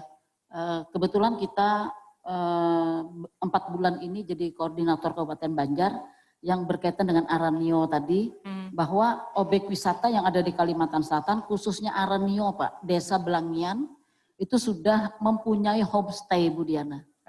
Jadi bagi wisatawan yang ingin datang ke Belangian, tidak ingin pulang atau ingin menikmati lebih lama, bisa nginap di homestay. Yaitu di rumah fasilitasnya penduduk. sudah ada ya? Sudah disediakan 5 homestay dan akan dibangun lagi 15 homestay.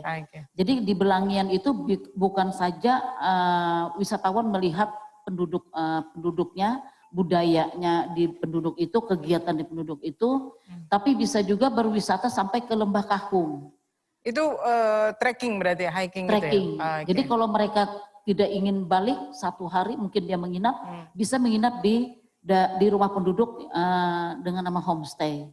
Dan itu bisa dijadikan objek wisata keluarga. Kan sekarang lagi trennya di masa COVID ini adalah staycation. Staycationnya jangan di hotel di sini, tetapi justru bisa ya ke homestay di pedalaman atau yang outdoor yang secara ini mungkin jauh lebih aman kalau membawa keluarga. Karena itu yang sekarang ini digalakkan oleh dinas provinsi Pak ya, yaitu objek wisata di mana desa itu harus ada homestay-nya. Oke, baik. Masih untuk ke Pak Kadis, apakah ada program pelatihan untuk pramuwisata desa gitu. Jadi untuk di desa-desa itu agar orang yang dikunjungi tadi seperti Aranio mungkin di desanya dan sebagainya, mereka siap untuk menerima wisatawan. Apakah ada? Dan kan kita juga memang pada akhirnya memang harus melibatkan masyarakat. Bu Dewi bersama Asitanya membawa turisnya, membawa wisatawannya, otomatis harus ada yang menerimanya nih. Yang menerimanya juga harus siap gitu loh dengan perubahan. Apakah memang ada programnya di Dinas Pariwisata? Terima kasih. Jadi kita untuk tahun ke depan, program-program daripada Dinas Pariwisata, kita bukan lagi mengarah pada kuantitas, pada jumlah, tapi bagaimana kualitas. Nah makanya nantinya pada pelaku-pelaku pariwisata nantinya, semuanya akan kita lakukan semacam sertifikasi. Jadi semacam pelatihan-pelatihan yang akan mendapatkan suatu sertifikat, sehingga nantinya standar pelayanan kepada mereka, pada para pelaku-pelaku pariwisata ini, pokoknya standar sertifikat dia. Apakah itu pramu wisata, apakah itu guide, apakah itu penyaji di restoran, hotel dan sebagainya, nanti kita akan melakukan pelatihan. Sehingga nantinya bagaimana cara melayani orang. Kenapa? Karena kita menjual jasa ini bagaimana kita orang mau ke sini, mau datang, perlu kita semacam standar yang dilakukan seperti itu. Jadi ada standarnya. Nah itu nanti ke depannya kita melakukan semacam pelatihan sehingga mereka punya sertifikat begitu. Baik, artinya Dinas Pariwisata siap untuk menyambut wisatawan, termasuk tadi untuk menginformasikan bahwa semua juga sudah mematuhi adaptasi kebiasaan barunya, baik hotelnya, baik objek wisatanya, dan lain sebagainya. Termasuk juga yang akan menerimanya itu tadi ya, ada pramuwisata dan juga orang-orang yang memang harus terlibat, masyarakat harus diajarkan bagaimana, kita mencontoh Bali mungkin bagaimana orang-orang di daerah, di desanya itu bisa menerima wisatawan dengan baik. Dan ini tentunya akan menjadi keahlian tersendiri ya. Dan itu ternyata sudah ada di programnya Dinas Pariwisata. Kita lihat perkembangannya, mudah-mudahan COVID segera berlalu. Ya Pak Hifni ya, karena ini menjadi poin. Nah ini terakhir, mari kita lihat. Ada dari Mbak Rizka dari HIPMI. Tadi kan Bu Dewi membanggakan sekali terkait bis baja jalanan yang dipinjamkan oleh Dinas Pariwisata dan dikelola oleh Asita. Katanya, nah ini konon katanya, bis baja jalannya tidak ramah COVID. Artinya dalam arti ternyata tidak mematuhi protokol kesehatan. Nanti kita akan lihat videonya ya, karena teman-teman Dinas Pariwisata punya videonya. Betulkah? Nah ini nanti Pak Hifni harus ngecek Pak. Objek-objek wisata dan juga benar nggak? Jangan-jangan Bu Dewi bilangnya aman, ternyata tidak aman. Ada yang menyaksikan tidak aman. Lalu supaya tidak dikomplain nih Dinas Pariwisata dan juga Asita. Tapi boleh dijelaskan apakah bis baja jalanannya sudah mematuhi standar protokol kesehatan apa saja yang ada di sana? Boleh dicek langsung Bu Diana kalau tidak percaya gitu ya. Sebelum mereka naik ke dalam bis kan memang dari awal kita ingin menciptakan objek wisata untuk di kota yaitu bis baja jalanan. Tujuan kita kan untuk menghidupkan kembali objek. Di mana selain menghidupkan objek wisata itu juga menghidupkan pendapatan guide dan juga pendapatan driver.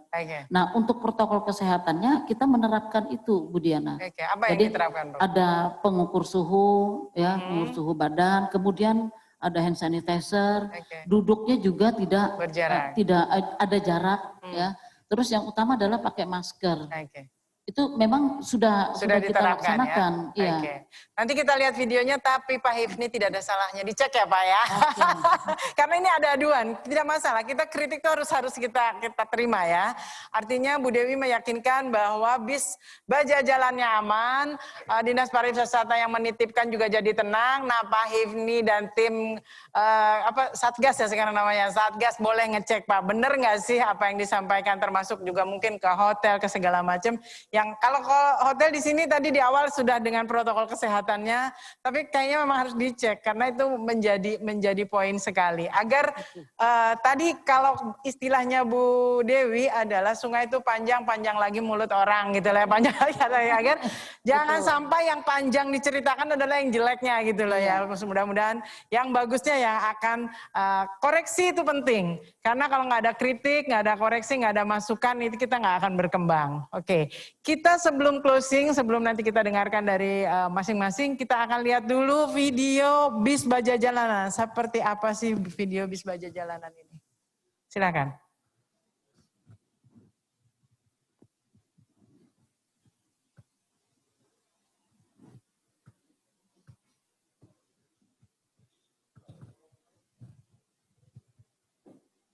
Oke, nggak ada suaranya?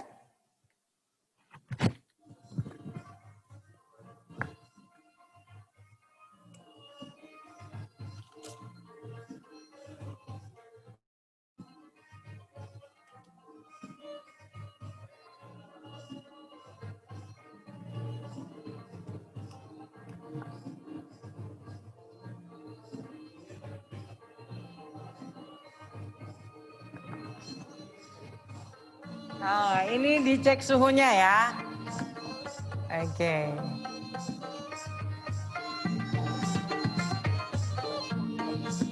Oke, jaraknya juga terlihat. Ini adalah video promosi pariwisata ya.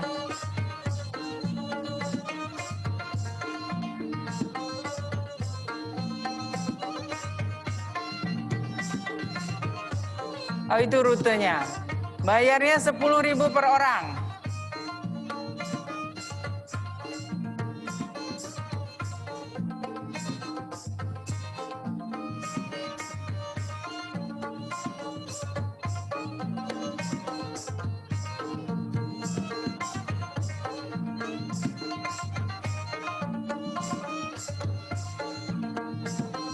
Nah, ini adalah jadwalnya, jam operationnya. Kalau hari Kamis khusus request, kemudian. Oh, by request. Tapi kalau ada tamu khusus juga boleh dipinjam ya. Oke, itu tadi video pariwisata atau video baja jalanan dari bis baja jalanan. Tapi sekali lagi itu adalah video promosi. Pastinya sudah harus diatur jarak dan lain sebagainya. Pak Hifni, tugasnya Pak, cek ya bener nggak? Ini ada masukan katanya nggak ngikutin itu. Sedikit gitu menambahkan Pak. Okay. Kalau misalnya ada yang melihat pas pada waktu bis baja jalan ini lewat, ya dilihat tanpa menjaga jarak misalnya. Pak, kita lihat orang Banjar ini kan biasanya suka berkerumun, Pak. Walaupun di dalam bis itu sudah diatur tidak boleh saling berdekatan. Tapi kalau sudah bis jalan, nah dia selalu bergerak dengan sendirinya mendekati teman. Nah mungkin itu yang dilihat oleh sebagian orang. Artinya memang sesedikit mungkin kita mencegah itu. Pak Hifni ada tanggapan Pak? Tidak, ini contoh ya bis baja jalan dari keluhan itu, tapi siapa tahu juga hal-hal lain juga perlu diwaspadai juga. Silakan Pak. Terima kasih Bu Moderator. Kami hanya sedikit menambahkan mungkin Bu tadi, makanya di dalam paparan kami perlunya ada monitoring Bu. Jadi ada perlunya tim yang terkait atau instansi OPD yang terkait dalam hal untuk baik pemantauan maupun monitoring dalam hal untuk pelaksanaan protokol kesehatan ini. Ada hotline-nya nggak Pak? Ada nomor yang bisa untuk melaporkan? Mungkin gini Bu, jadi ini adalah sebenarnya peran kabupaten kota ya.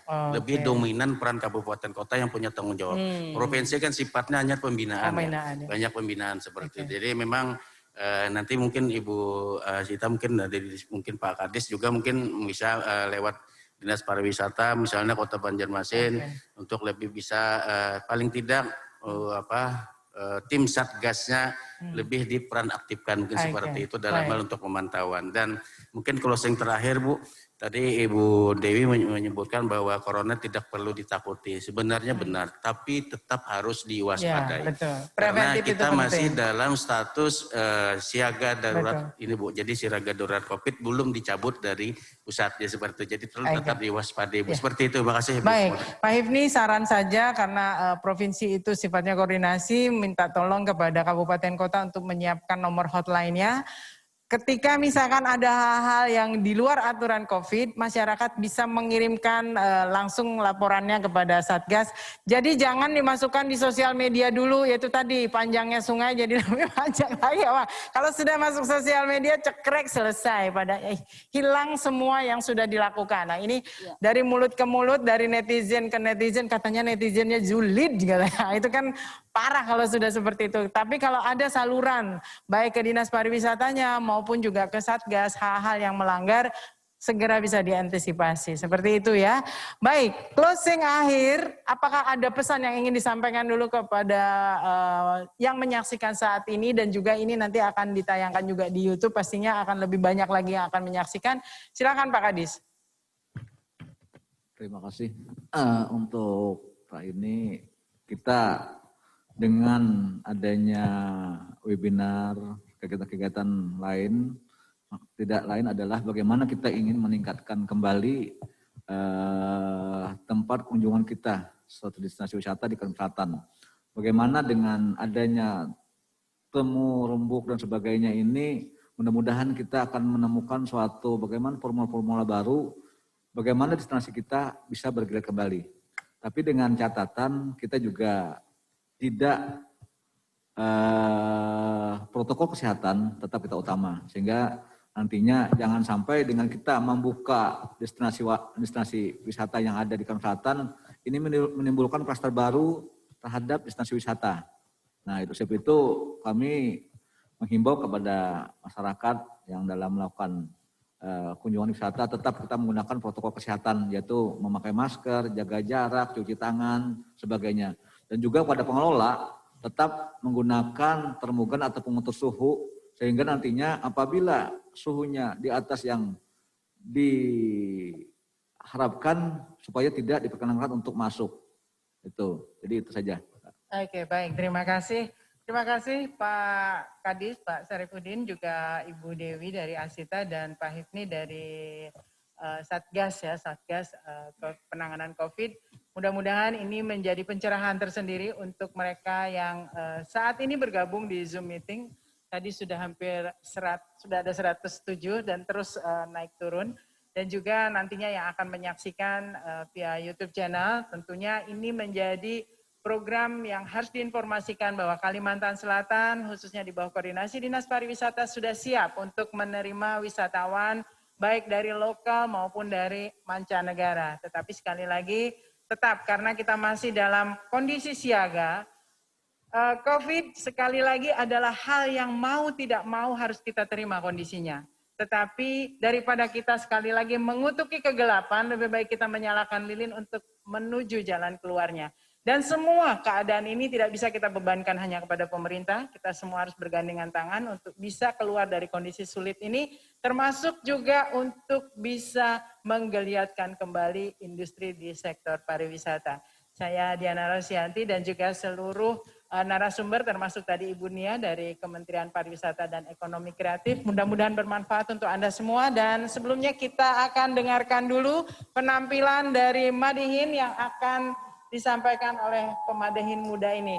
Kami persilakan sebelum nanti kembali kepada MC. Assalamualaikum warahmatullahi wabarakatuh. Cek, cek, tes, cek, cek. Cek, cek. Oh, siap.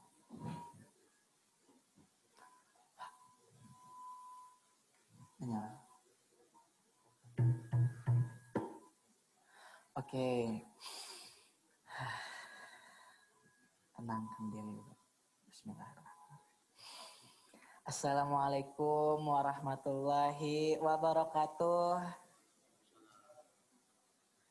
Yang menjawab ulun doakan masuk surga. Assalamualaikum warahmatullahi wabarakatuh. Alhamdulillah. Nah, jadi hari ini ulun mau menampilkan sedikit kesenian Kalimantan Selatan, yaitu seni budayanya.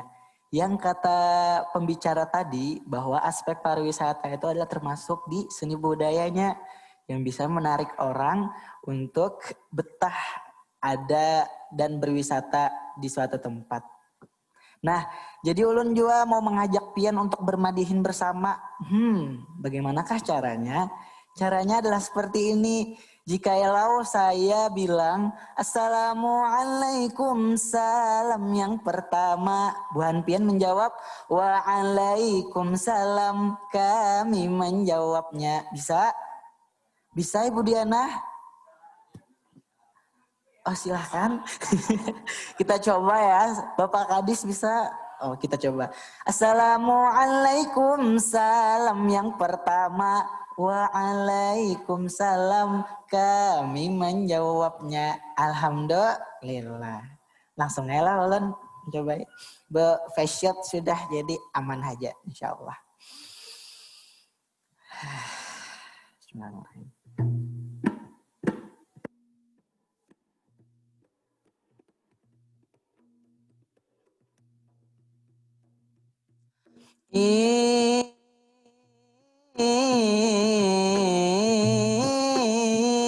Berkunjung kamaratus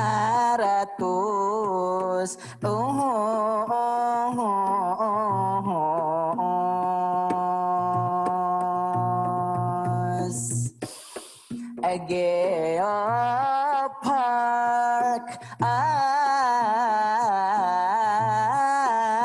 berkunjung ke Maratus beratus Geopark awan. Langsung jawab pula.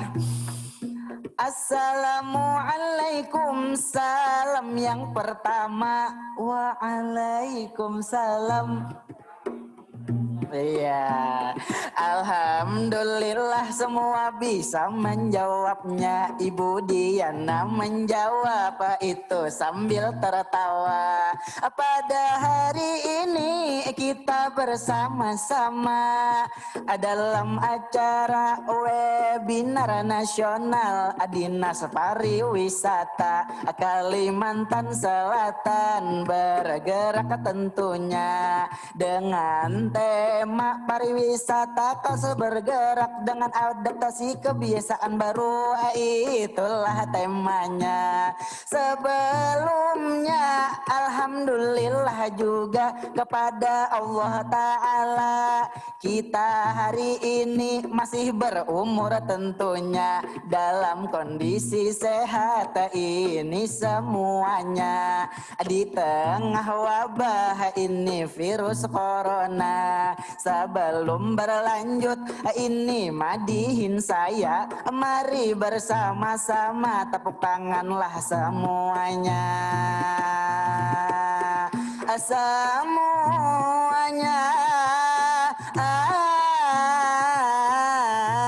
awan.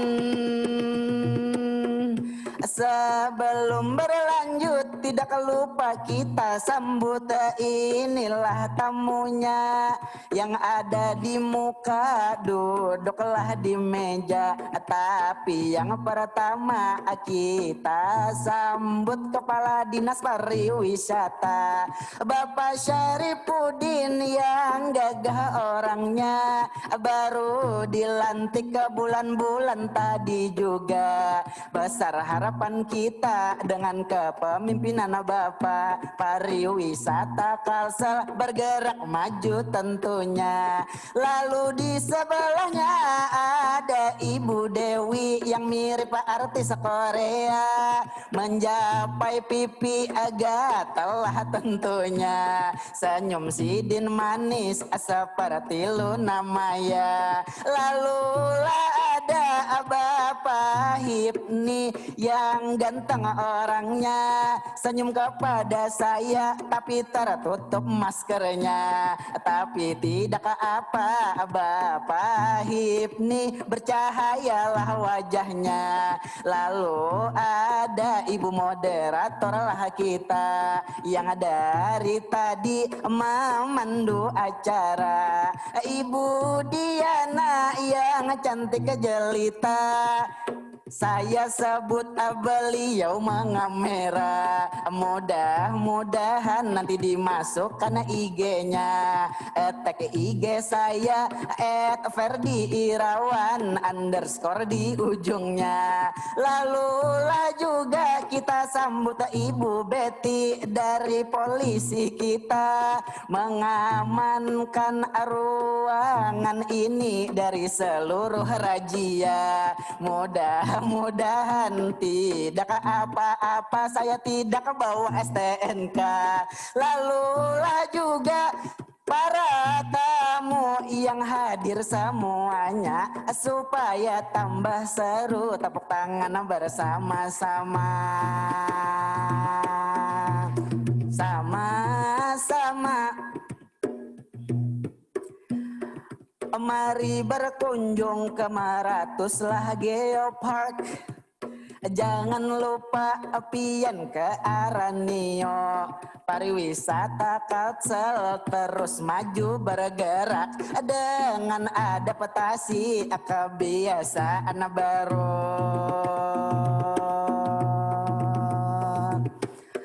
Alah baru, tadi kita juga sudah dengar pembicara memaparkan ini semuanya untuk yang di sini maupun di layar kaca. Untuk kita ini semuanya pejuang pariwisata, juga pelaku ini seni budaya, itulahnya tentunya. Di sini kita membicarakan bersama bagaimana solusi agar pariwisata bisa bangkit lagi dari kematiannya. Jujur saja saya sebagai pelaku ini seni budaya, bermadihin cuma ini saja di Terry Park Hotel. Ini pertama kali saya lah di Sia semenjak COVID itu virus corona. Mudah-mudahan dengan seminar ini dibuka lagi pariwisata Kalsel yang indah betul berian Allah Ta'ala. Ulun akan sebut beberapa pariwisata terutama yang ada di benua, yang pastinya di Banjarmasin, pusat sungai terindah ini di Indonesia. Ada pasar terapung, itulah tentunya. Ada juga Siring Menara Pandang yang ramai setiap minggunya. Lalu ada makam, itulah Syekhona, guru sekumpul yang ada di Martapura. Setiap tahun inilah haulnya, berdatangan orang lebih 2 juta. Lalu di hulu sungai ada wisata Maratus, Sungai Amandit, bambu rafting tentunya. Di situ kita disuguhkan pemandangan alam luar biasa. Banyak lagi seperti di Kota Baru, Sambar Gelap tentunya. Asal pian jangan kesaranjana, kena dilukupi maklus halus tentunya. Tentunya pariwisata bisa bangkit lagi pastinya, asal kita ini ingat yang 3M. Menurut itu Dinas Kesehatan kita. Yang pertama memakai masker, itulah tentunya. Yang kedua mencuci tangan, pakai sabun supaya mati kumannya. Yang ketiga menjaga jarak aman, jangan dekat-dekat tentunya. Setelah semua protokol kesehatan kita jalankan di seluruh pariwisata, insya Allah akan hidup lagi perekonomian kita. Yang setuju ini semuanya, mari bersama-sama tepuk tangan bersama-sama. bersama-sama. Mungkin sudah dulu saya bermadihinnya, terlalu lama tidak baik juga. Para peserta sudah kosong perutnya, sudah mau makan jam siang tentunya. Ulun undur diri, mohon maaf undur kata, madihin ulun tutup barelaan semuanya. Ilahi awan pinang nang anom barangkap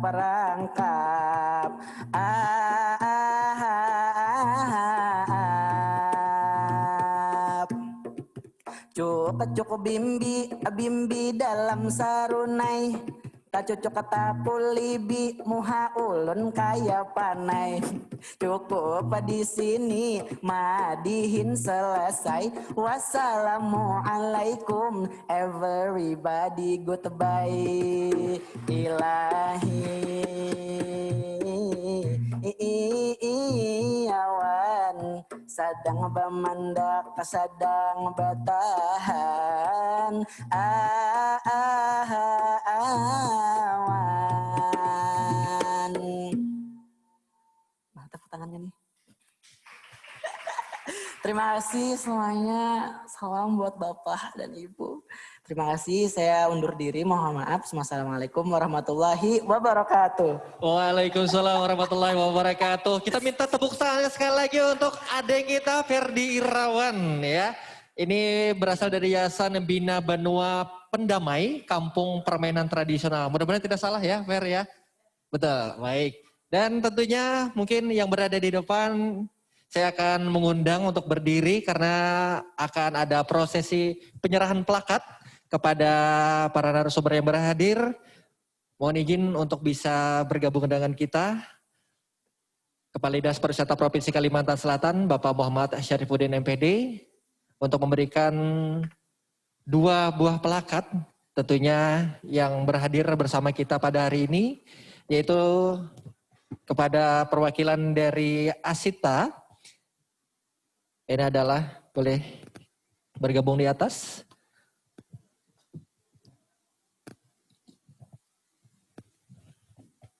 Baik, mohon izin untuk penyerahan pertama, Bapak Muhammad Syarifuddin akan menyerahkan kepada Ibu Dewi Setiani, SMM, selaku Ketua Litbang Asita Kalimantan Selatan. Boleh berfoto terlebih dahulu.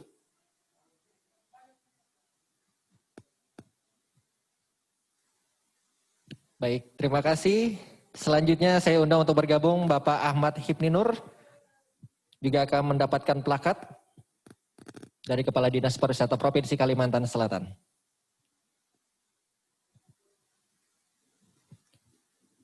Baik, boleh bergabung bersama Ibu Diana, kita akan berfoto bersama. Boleh teman-teman juga melakukan sesi dokumentasi.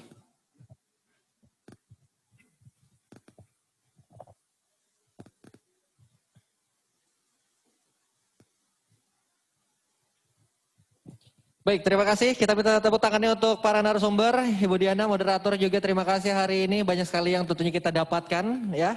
Penyerahan informasi dan tentunya harapan kita ke depannya untuk pariwisata Kalimantan Selatan jauh lebih baik lagi walaupun di tengah pandemi COVID-19 yang masih terasa di Provinsi Kalimantan Selatan. Sekali lagi kita minta tepuk tangannya untuk kita semua, untuk masyarakat Kalimantan Selatan.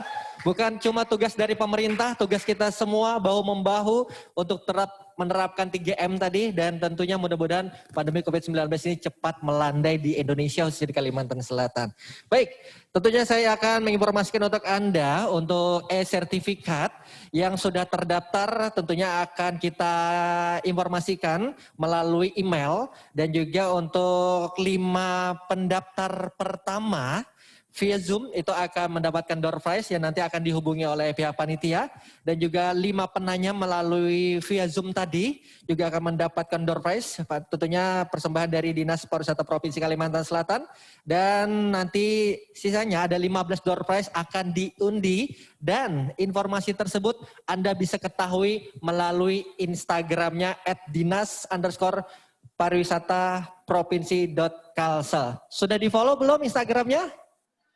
Nah, jika ada yang belum, boleh saya ajak sekarang untuk bisa langsung buka Instagramnya, karena di situ banyak sekali update tentunya informasi tentang pariwisata yang ada di Kalimantan Selatan, ya. Jadi kita bisa memantau perkembangan apa saja yang sudah dihadirkan oleh Dinas Pariwisata untuk perkembangan pariwisata yang ada di Kalimantan Selatan. Baik, dan tentunya akhir acara pada siang kali ini saya mengucapkan terima kasih selaku MC hari Ramadan, terima kasih Bu Diana selaku moderator juga, dan terima kasih kepada para narasumber. Tentunya terima kasih kepada Dinas Pariwisata Provinsi Kalimantan Selatan yang menyelenggarakan acara ini. Terima kasih juga untuk para peserta webinar yang hadir ya dari awal sampai sekarang di seluruh Indonesia, bukan cuma di Kalimantan Selatan. Terima kasih untuk Anda semua, dan inilah akhir kebersamaan kita. Maaf kalau ada salah kata. Hari pamit, selamat siang semuanya. Assalamualaikum warahmatullahi wabarakatuh.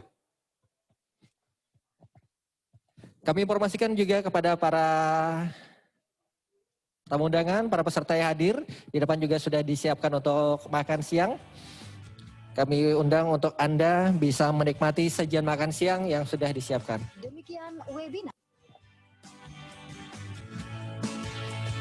Demikian webinar Pariwisata Kalsel bergerak dengan adaptasi kebiasaan baru.